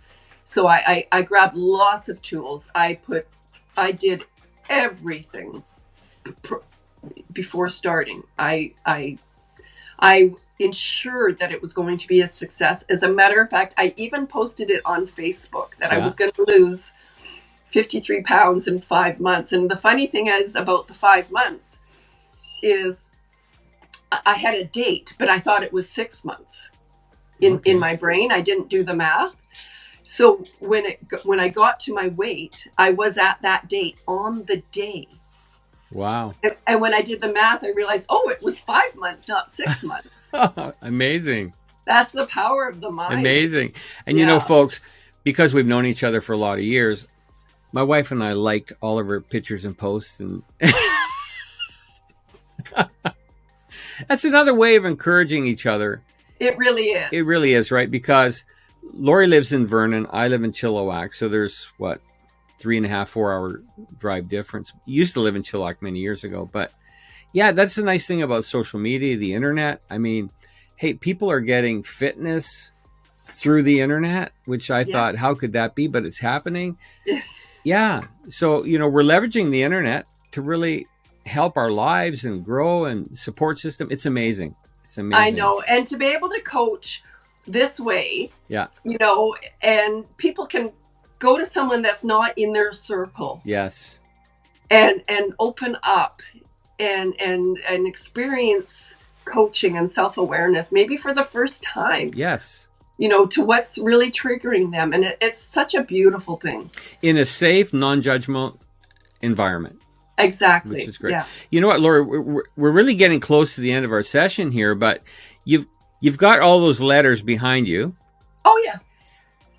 I really would like you to just highlight every single one of those before we end the session. What is SPECO?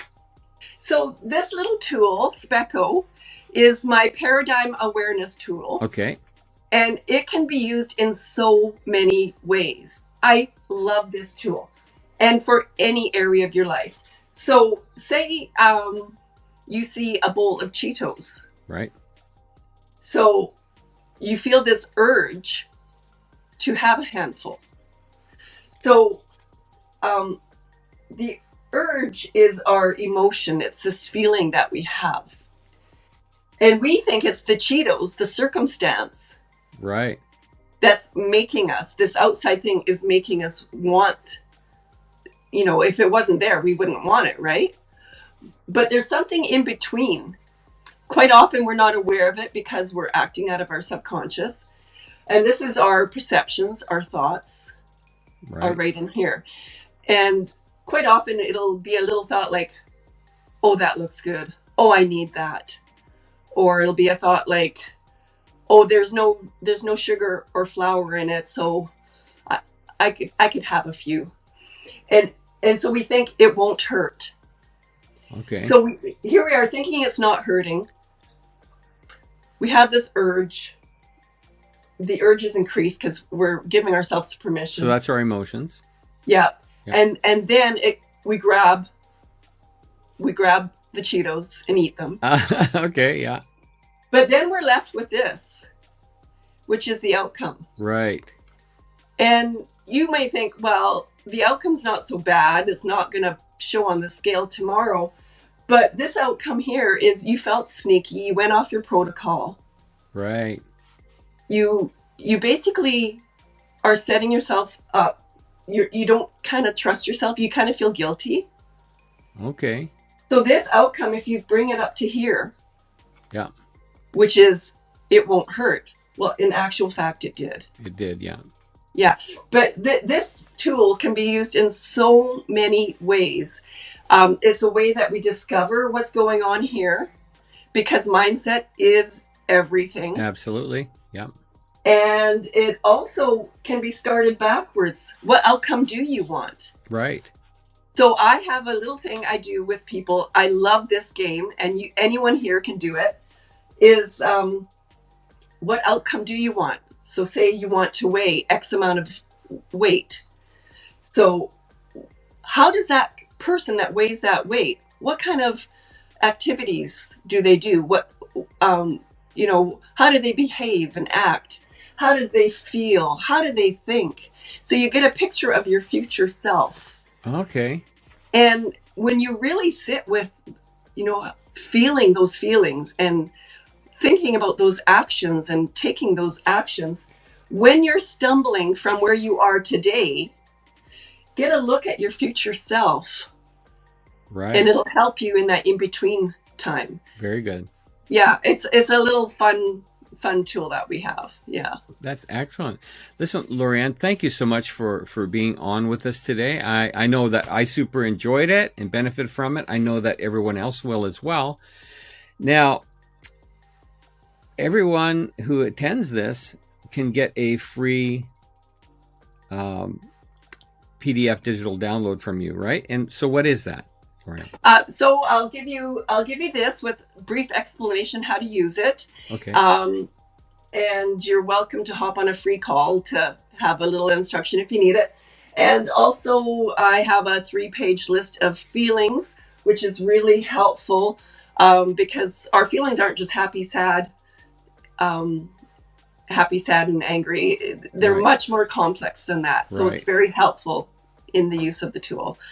Excellent. Excellent. And then one person attending the summit is going to get a special gift from you as well. And what is that, Lori-Ann? I'm so excited to offer a 6-week intensive program where we coach one-on-one, and I expose you to the tools. We explore different things, look at different perceptions. We narrow in on where you are and where you want to go. Wow. And it's very empowering.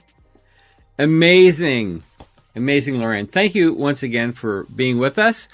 And hey, I'm so glad that we're friends, my wife and I and you. And, there's so much happening in your life. You're coaching different clients, different people. Lori-Ann is also an associate coach with Daryl and Friends. So we're super excited to partner with her.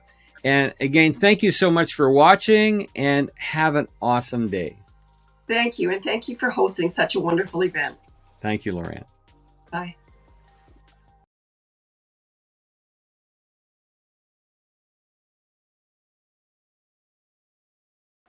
Unmute. Got to get used to this. Hey, everyone. That was a wonderful session with Lori-Ann. And we have a winner for her coaching program, and it's Christy Anderley. And so, Christy, we will contact you through email, and we'll put you together with Lori Ann so that you can make arrangements so you can avail her coaching program, which will be amazing. No cost, of course. So, hey, everyone, we're getting close to the end of our day already. We've got one last speaker, and the last speaker, his name is Mel Cario. I'll do a little bit of an introduction with Mel, but Mel was very instrumental in my life. I'm going to say that again in the introduction later. And so I was very delighted that he'd come on the program.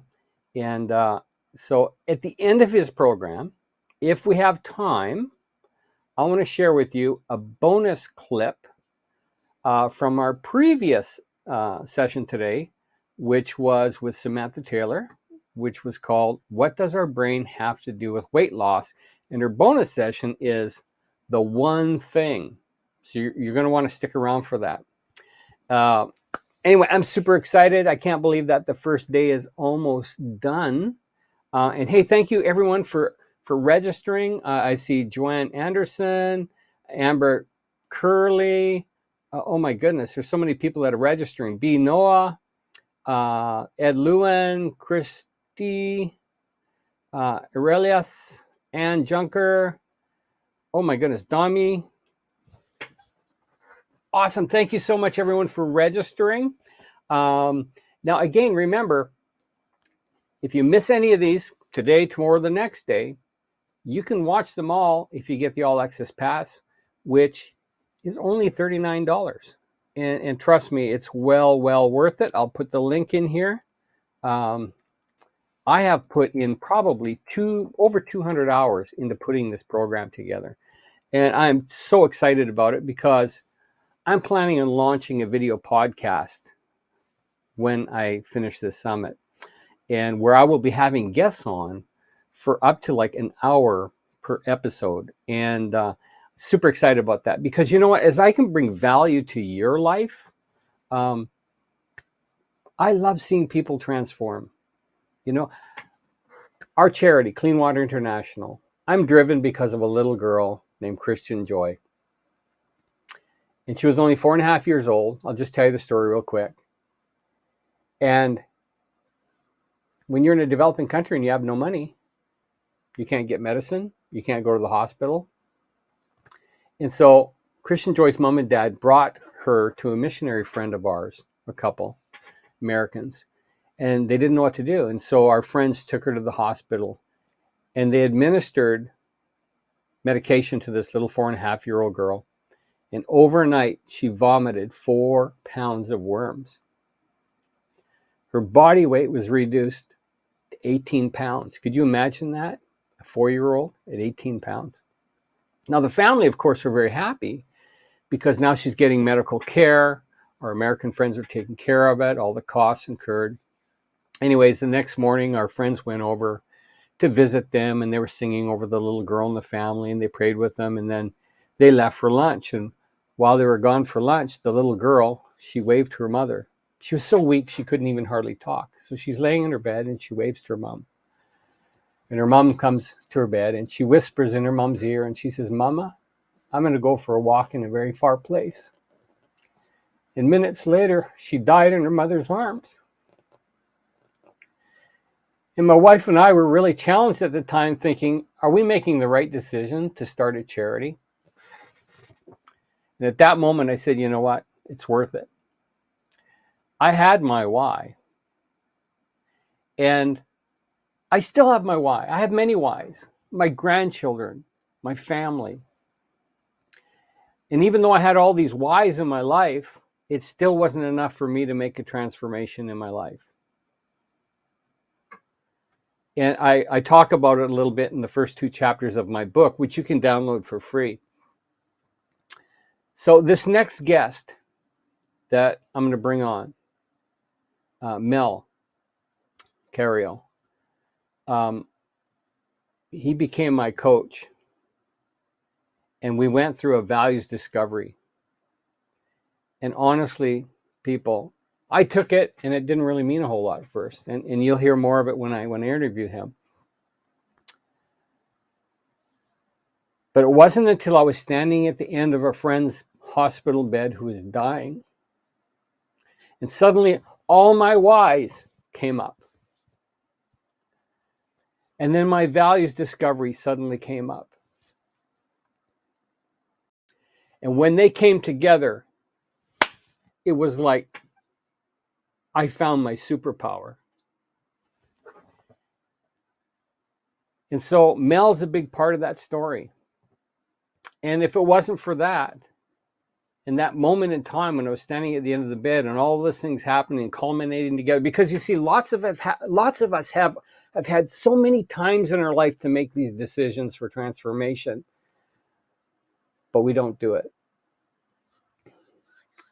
Well, my hopes are by the end of this summit that you'll discover the importance of your why, and you'll discover the importance of your values, and that you'll have a reason to say, no more am I willing to live this life that I've had for the last 50 years or 40 years or 30 years. It doesn't matter how long it is. And say, you know what? I want a quality of life where I can do the things I love to do. My why happened to be things like adventure, travel. Anyway, I'm gonna. I could let the cat out of the bag here, okay? So I'm gonna bring up Mel's session real quick here. He's our last session for today, and again, at the end of it, if we have time, I definitely want to show you. I'll make time if you can stay a little bit longer. I'll make time because I really want you to watch the bonus session. It's only 5 minutes long, but anyway, with no further ado, I'm going to bring you right into Mel and I's conversation. And his topic is 7 signs your life is at risk. Amazing. Anyways, folks, here we go. Mel Carreyrou. Hey, everyone. Did you know that your values are your blueprint for your best life, your career, your business, and your relationships? That's right. They will light you up each and every day. Now, I'm so glad and excited to welcome Mel Carreyrou today to the program. Mel helps entrepreneurs and professionals around the world discover their unique definition of prosperity. His life as a coach is focused on creating extraordinary lives with amazing people just like you. Now, Mel and I go back a few years. Matter of fact, when I first entertained the thought of having a coach, Mel was my guy. And his values discovery was epic for my journey. So it was a no-brainer. I had to have Mel join us at the Transformation Summit. Now, when I asked Mel to come up with a topic, I thought it would be values discovery. But the topic he gave me, I think, is even better. So the topic is 7 signs that your life is at risk and what to do about it. Now, this is the title that not only piques my interest, but I'm sure it piques every one of yours. Now, first of all, Mel, why is it so important to know your values? Yeah, thanks, Darryl. Thanks for having the opportunity to be on here with you today.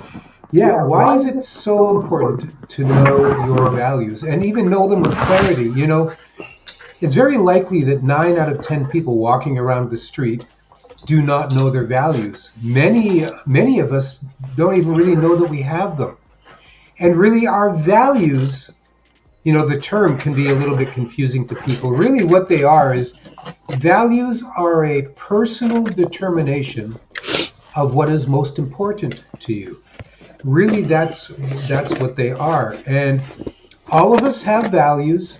And interestingly enough, our values are coming together. Studies have shown probably sometime maybe a year or 2 before we enter elementary school, maybe around the age of 4 or 5, and they get pretty set sometime by the time we reach our mid-20s. That is when our values are being formed. They may change a little bit, but for the most part, between those ages, values are coming together. Why is it important to know your values? really our values help form our identity. They help us live and move in the world with authenticity. Because when you know your values, you can live in alignment with your values, and the world around you experiences you as your true, authentic self. And without knowing them, we can be easily pushed around because we're not really sure what we stand for. And lastly, there's a number of things we can talk about, but lastly, values help you create the future, the very best future that you want to get to, and they help you. They help you create a life that you love living. They help you choose the best business, career, deeply satisfying relationships. Without knowing them, you can feel a little unsettled in your life, not really centered. They're vital for living a life that you love. Yeah, true. And values themselves, like you said earlier, a lot of times people don't know what their values are. Yeah. In my case, when I first met you, that was one of the first exercises we did was to discover what my values were. Now, values to me were like integrity, honesty. Yeah. But you came up with must have been 100 different values, of which there were things in there like, do you value adventure? Right? Fun, travel. Yeah. Honestly, those things took me off guard because I didn't really look at them as values. Yeah. You're right. And those things you mentioned, those are kind of, things like integrity, honesty, generosity. All those things are things we aspire to have and value. We think everyone should, but there are things that are much deeper inside us that are deeply important. Absolutely. And honestly, when I took that with you, I learned it, but it didn't really register right away. A lot of times we learn things up here. Yes. And the longest journey is from here to your heart. For sure. And honestly, I mean, I was a big guy when I first met you, right? And I knew what my why was. Matter of fact, it took me a while for my why to really settle in. But when I made my decision for transformation, what really helped was the marriage between my why and my values. Yeah. When that happened for me, it was like pow. Yeah. I had an epic moment. Now, there was also a moment where I was standing at the end of a hospital bed watching a friend die. Wow. And all those things came to my memory. And then that exercise I took with you about my values, and I realized, hey, my why is to help children with clean water.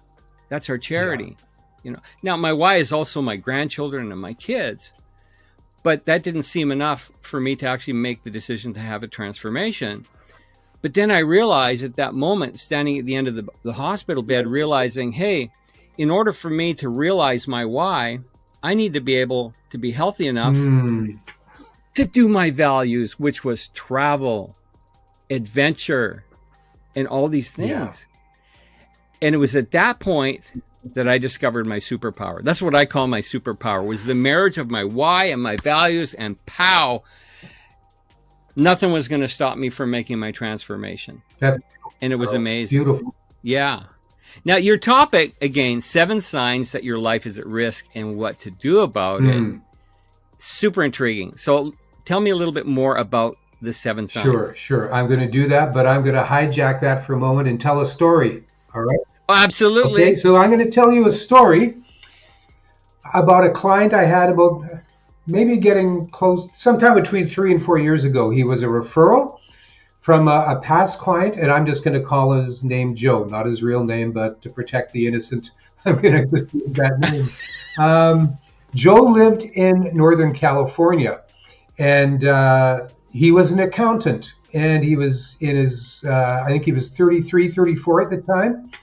He was a rock star accountant working for one of those big global accounting firms with a career on the rise. And when we had our our first just get to know each other session, Joe said to me, he said, Mel, I have everything in life that people say that you should have when you're successful. You know, he had a lovely family, 2 children, a beautiful home in a lovely neighborhood in Northern California, almost paid off, drove a nice big black Audi SUV. And he said to me, Mel, why am I miserable most Sunday afternoons when I have to get up in the morning and go to work again on Monday? Why am I miserable? Yeah. He said, this doesn't make sense. I have everything that I should want. At least he thought so. Now, as I asked questions, it turned out that Joe's dad was an accountant. Joe's dad was his hero. A very fine man, looked after Joe really well growing up. And when Joe was a senior in high school, they started talking about what should I do with my life, Dad? And Joe's dad said, well, son, why don't you become an accountant? It seemed like a good idea at the time. Joe's dad was his hero. He went through university.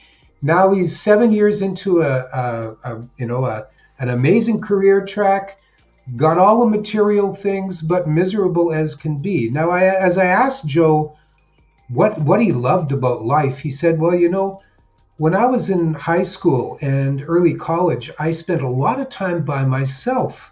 I spent a lot of time hiking around Yosemite Park in Northern California by myself with my backpack, with my fishing rod, by myself, sleeping under the stars, fishing in places where no one else was, and this is what I love. Now, as it turned out, what we discovered, Joe's life, or actually his career, was not aligned with his values. As we discovered his values, we discovered what he loved was solitude, and he loved adventure. He loved discovery. He wasn't experiencing any of these things at work, and he was miserable. Now, what we did, Joe is still an accountant today, but he made a pivot.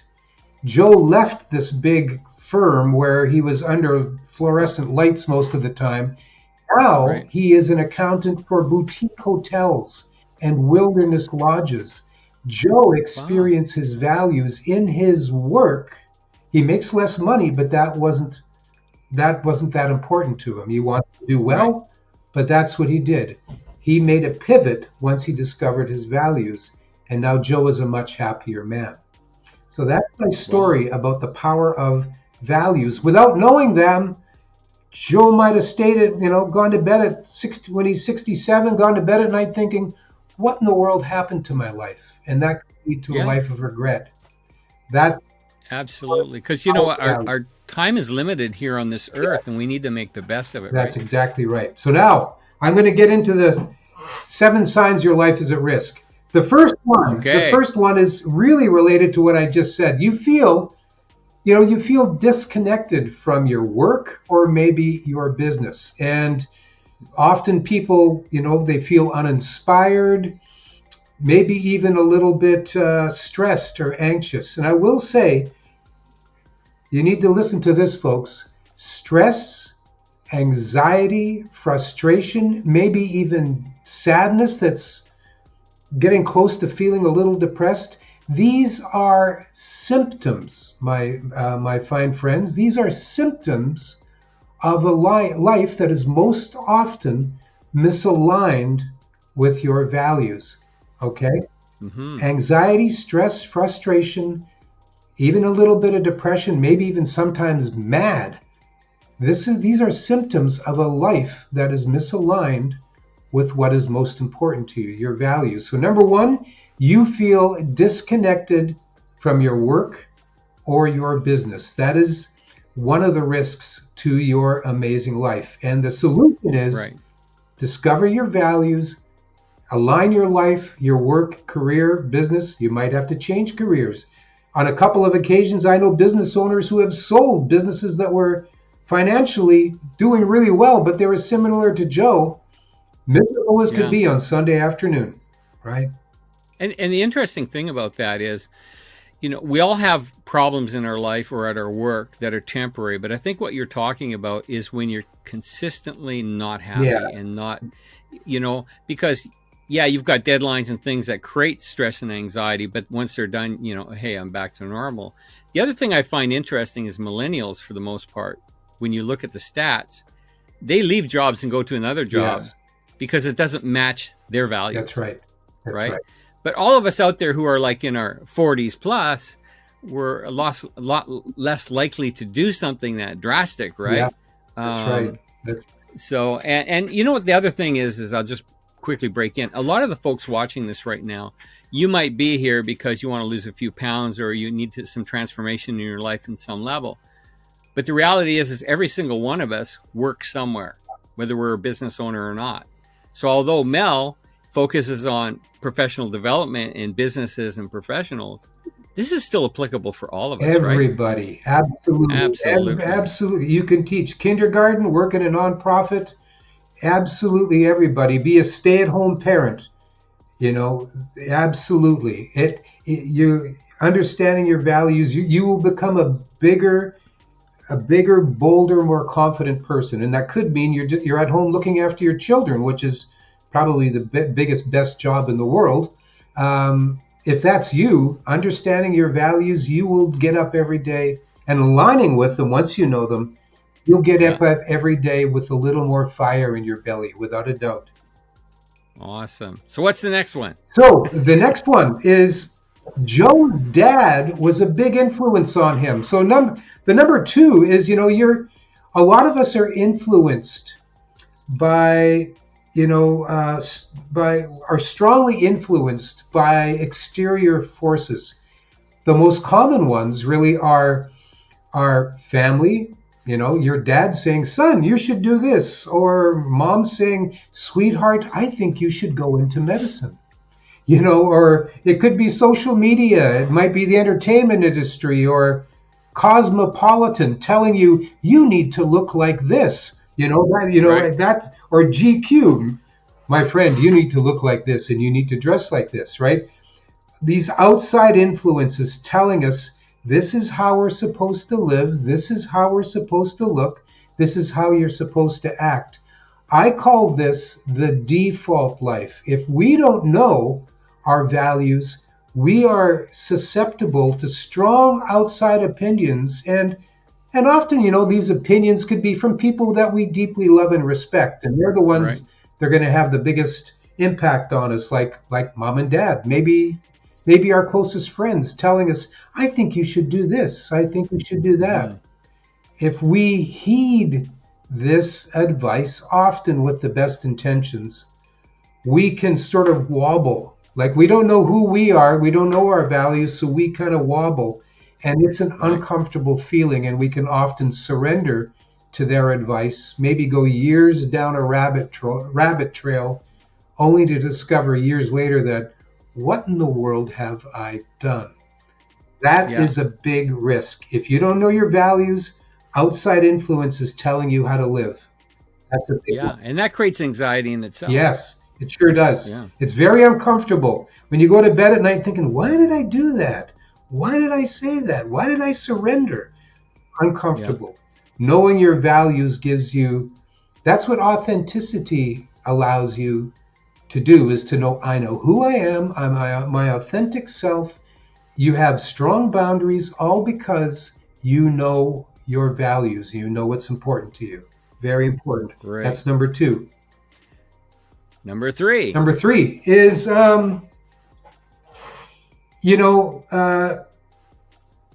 success. What is it?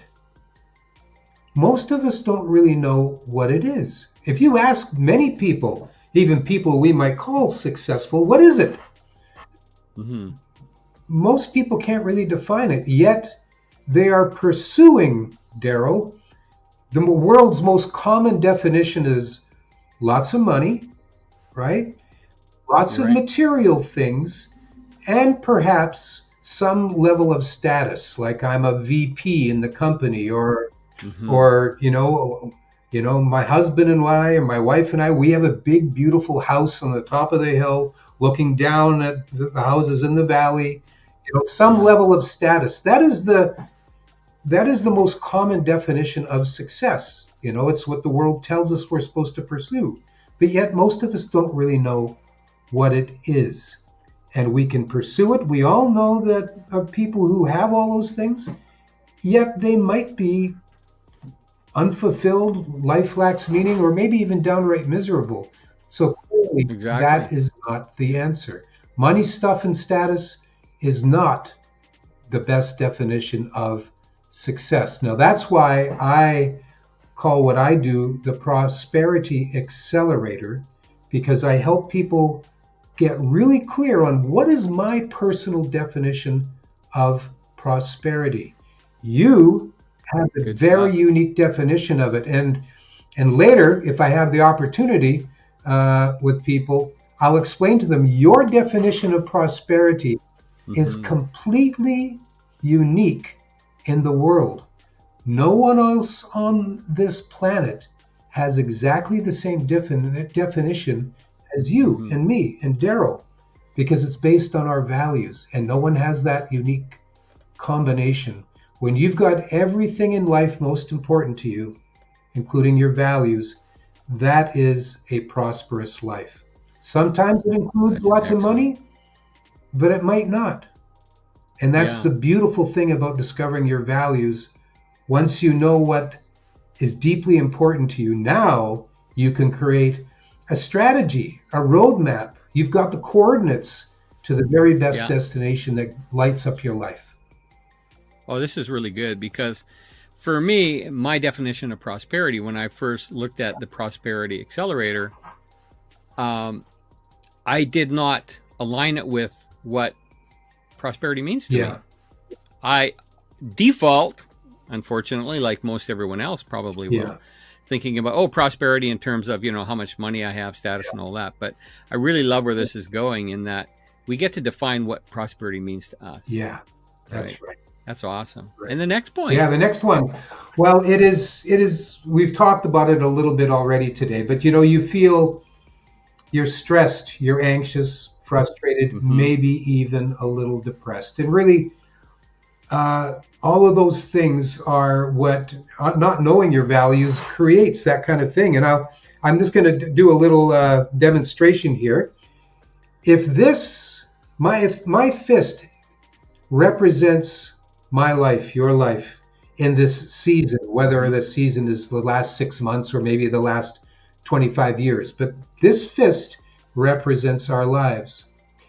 This open hand represents my values. And again, these are the things that are most important to me. And I do want to say this, Daryl, because I haven't mentioned it yet. Everyone has what, we're all going to value 20 things. Many things are important to us. But what I'm talking about is discovering what we call your core values, which in the coaching world is usually amounts to your top 7 values. Okay? Right. Now, if this is my life, these are my values, let's say my 7 core values, the farther away my current life is from my values, the farther away it gets, what happens is I start feeling stress, anxiety, frustration, maybe anger, maybe even a little depressed, because I'm not experiencing what's most important. But when you know your values, and you can start making adjustments, maybe some big changes, maybe just small incremental ones. But when this happens, anxiety is going down, stress is going down, and the ultimate would be when your life is completely you're experiencing your values in abundance every day. This is a tremendous life. Right. So the cure to most stress and anxiety is understand your values, bring them into your life, and life will get better, guaranteed. Excellent. Good stuff. Yeah. Tremendous. May I continue? Absolutely. Let's keep Okay. going. You know what, folks, we're going to run just a little bit over than Okay, what well, the normal sessions are, but forgive me, hey, this I'm is having- absolutely worth I'm it. having such a good time. Thank you. The next one. Oh, and for me, it's like a recap Yeah. of several years ago, so I love Okay, it. great. So, number 5 is we can find ourselves comparing our lives to others, right? That person has this or is experiencing this, and that often happens when we have Mhm. a void in our life that is not full, right? Right. That person has that. I want that, or I wish I had that. I am not enough. That is an uncomfortable, sad thing. It's envy, really, right? But I have a void in me, and I see what that person has or experiences. I want that. Now, Mhm. again, the solution is know your values. When you know your values, and you can, make the effort to bring them into your life, that envy or that comparison is going to be decreasing, maybe even completely eliminated, because I know who I am. I know what I want. I have it. I've done the work to bring it into my life. There's no reason to feel envious about anyone. Right. There's no reason to be comparing ourselves to others, because I have it. I have it all. And that's a wonderful position to be. Wow. Excellent. Okay. Number 6, you find yourself asking yourself, I don't really know what I want. There's got to be more to life than this. Yeah. Yeah, you hear that a lot, right? It's common. So common. Yeah, I don't know what I want. There's got to be more to life than this. When you know your values, my friends, you know what you want. It's identified. I want these things, these important things, I want them in my life in abundance. When you know your values, you will know what you want. And you won't be asking yourself, there's got to be more to life than this, because we are identifying our life, our unique, amazing, extraordinary life. When you know your values and what they mean to you specifically, and you bring it into your life, you are living life in abundance, in prosperity, I would say. And if I could say, Daryl, I love the Hebrew word shalom. I'm sure many of us are familiar with that term. And, shalom, in very simple definition, is nothing missing, nothing broken. Nice. Now, wouldn't life feel good if we were experiencing shalom life? Nothing missing, nothing broken. And it's unique to you, and it's unique to me. Right. Yeah. And so the last one, number 7, the number 7 of your life being at risk and what to do about it, quite frankly, is you don't know your values. If you don't know your values, your life is at risk. Now, I'm not necessarily saying it's in danger, although, let's face it, stress, anxiety, depression, those things are dangerous. We know that all of those things create cortisol. Cortisol creates, can create serious health problems, maybe even cancer. If you discover your values, bring them into your life, and experience them every day intentionally, seeking them out, those things will be on the run, and you will be a healthier person. Yeah. Those are my 7, Daryl. Well, I tell you, I'm much happier for it. When you gave me that list of 100 and asked me to narrow it down down to 7, when I got down to 10 and 15 and narrowing it down, it actually became a little more difficult because I had to pick the ones that were closest to me. But I'm so grateful that I did that. Well, folks, we're at the end of our session so quickly. I think we're going to end up having to do a bonus session. Sure.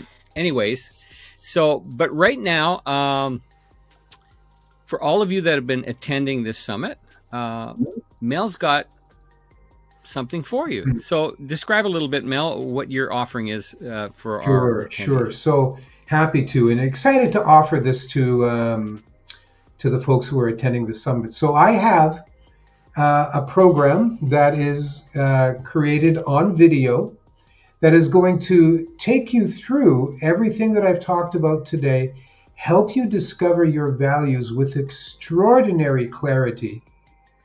But not only that, it's once that you know your values in this program, it's going to help you do things like reduce your sense of busyness and become a productive person using your values. It's going to help you identify the best relationships, the best friends, the best long-term life partner for you. It's going to help you do all those things using your values. It's going to help. I'm going to show you how to make great decisions using your values, how to choose the best job, career, business, how to choose the best vacation. You could even say, or I will say, what are the ideal people we should invite over for dinner on Saturday? I'm going to show you how to use your values to make decisions on those things. This course is made up of 15 videos.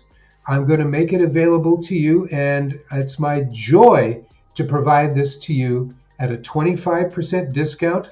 Daryl has a discount code, and I'll make it available to you. The bonus for this is once you've gone through this program, and by the way, you get access to these videos for a full year once you begin.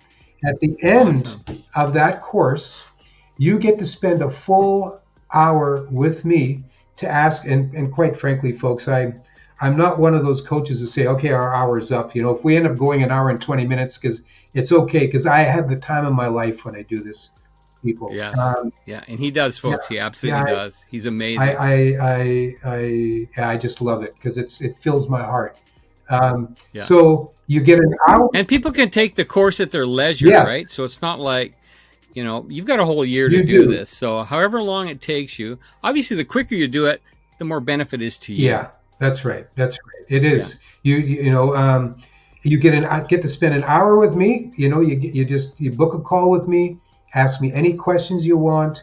I'm very happy to spend time with you. It'll be my joy to do so. And folks, if you don't think that you got tremendous value out of this, it comes with a money back guarantee. After you spend an hour with me, if you don't think that this is going to transform your life either incrementally or in a massive astronomical way, ask for your money back, no problem. I want everyone to get as much value out of this as possible. I have no doubt that it's going to be a life-changing. That's amazing, Mel. Absolutely amazing. And also, everyone who's attending is going to get a free ebook, right? That's right. Absolutely. Awesome. And absolutely. You're going to, and it's really, it is what I talked about today, 7 risks to your amazing life simply because you don't know your values and what to do about it, right? And you can share this with anyone you want. Share it with your friends, your family. If you got kids that are in their late teens or in their 20s making big decisions in their life, it's ideal for them to read this because they should be thinking about what deeply. It's really good. I've already looked at it and gone over it, and you should download it for sure. Absolutely. And the last big thing is one attendee at the Transformation Summit is going to get your course for free, get right? It for free, including the hour with me. Amazing. Yeah. There's no money back. Now, folks, the value of this course is how much? It's $497 US. Wow. Yeah. And one of you is going to get it for free. One of you get it for free. And everybody else who gets a discount code, which we'll provide in the chat later, you're going to get 25% off. And trust me, it's well worth it. Yeah. Like I said, in my life, when my why met my values, pow, Mel is a big part of my story. And that's why I wanted to have you on, because I value you as a coach and as a friend very, very much. Hey, folks, we're at the end of our session here. And thank you so much for joining us. Thank you, Mel, for joining us today. A great pleasure. And I know we'll stay connected. And so everybody visit Mel and get that ebook. Blessings. Thanks. Thank you.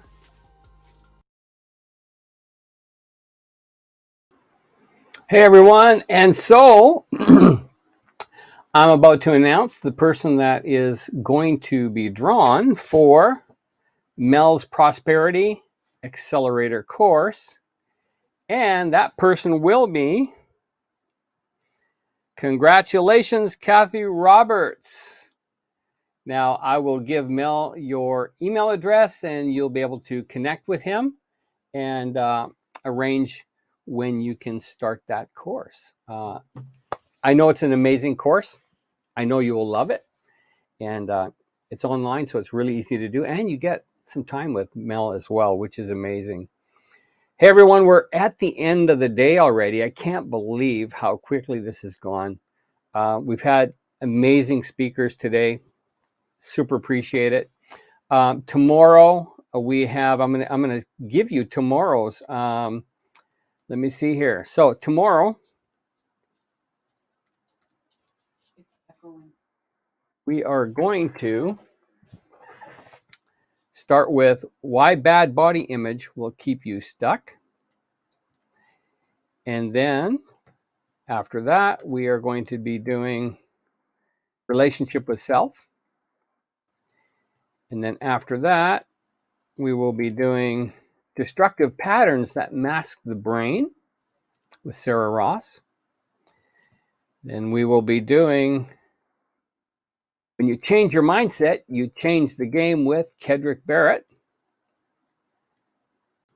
After that, we will be doing mindset, culture, and connection, life and before and after with Arelis Latorella, who has lost 120 pounds. Oh, incidentally, Kedrick has lost 245 pounds.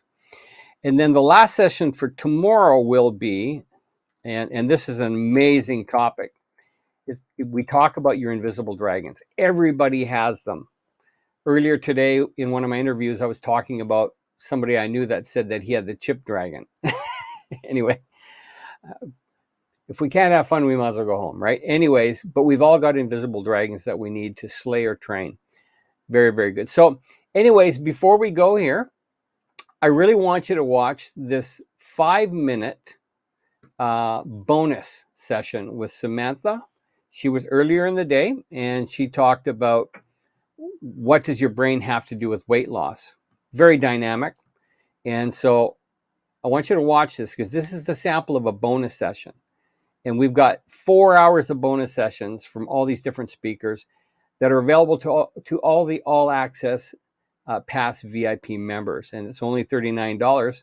So I am going to play that video for you. Again, it's only 5 minutes. And I'm sure you can hold on that long. So here we go. So Samantha Taylor bonus session will play now.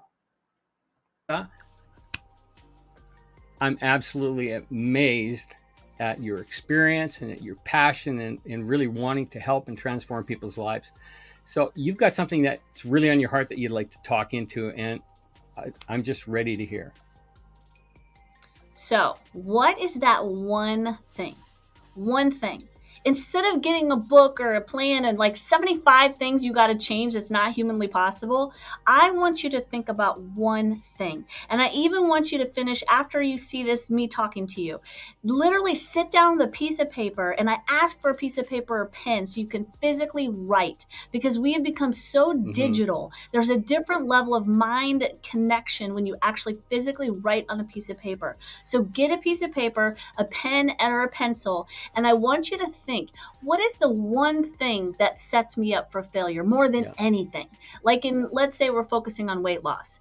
And you know, like if you think about it, you truly know. What is that one thing that you do that's probably the worst thing that you actually do that you know is affecting your weight loss?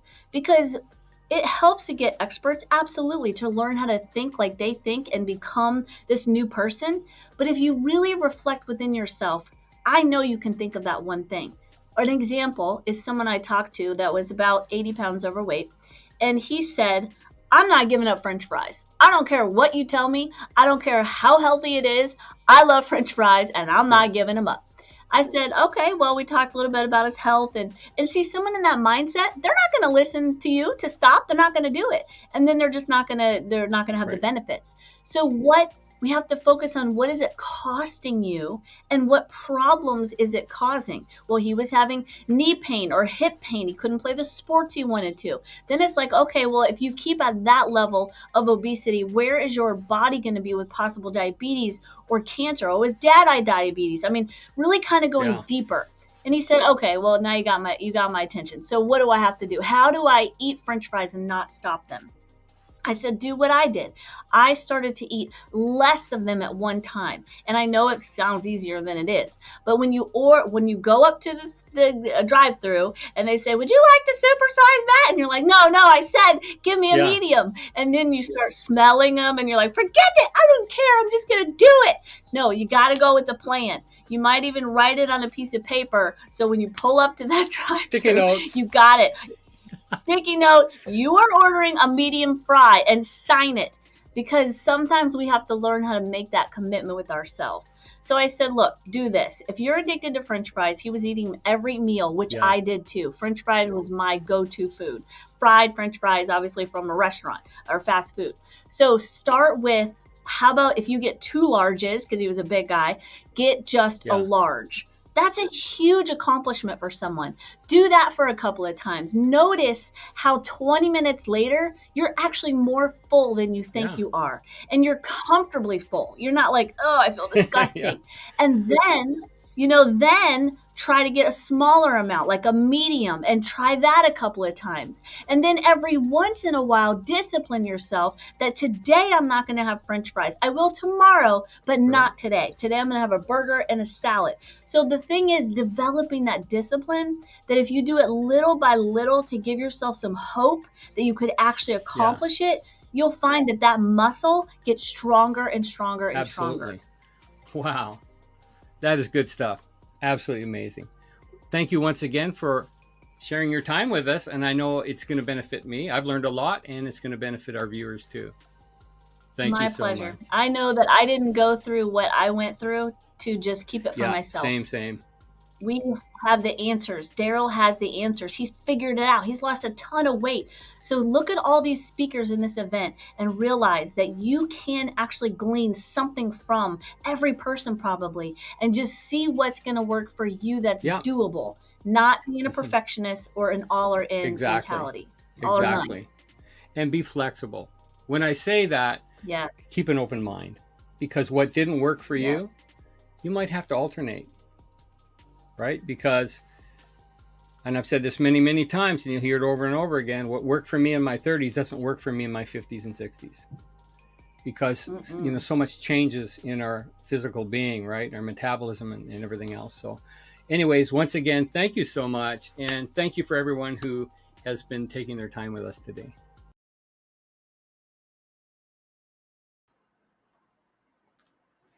Hey everyone, we are done. I can't believe it. It's like 2 minutes to 12, 2 minutes to 3 p.m. if you're in Eastern Standard Time, which was our sign-off time. So, man, we did really well today. Thank you once again for being with us, and I look forward to seeing you tomorrow. We've got some amazing speakers that you're not going to want to miss. And, of course, if you have to miss some, you can get the All Access Pass. We'll be linking links to that tomorrow. I'll send out an email after this as well. Also congratulating the people that won today's draws. Anyways, thank you so much for being with us, and have a blessed day.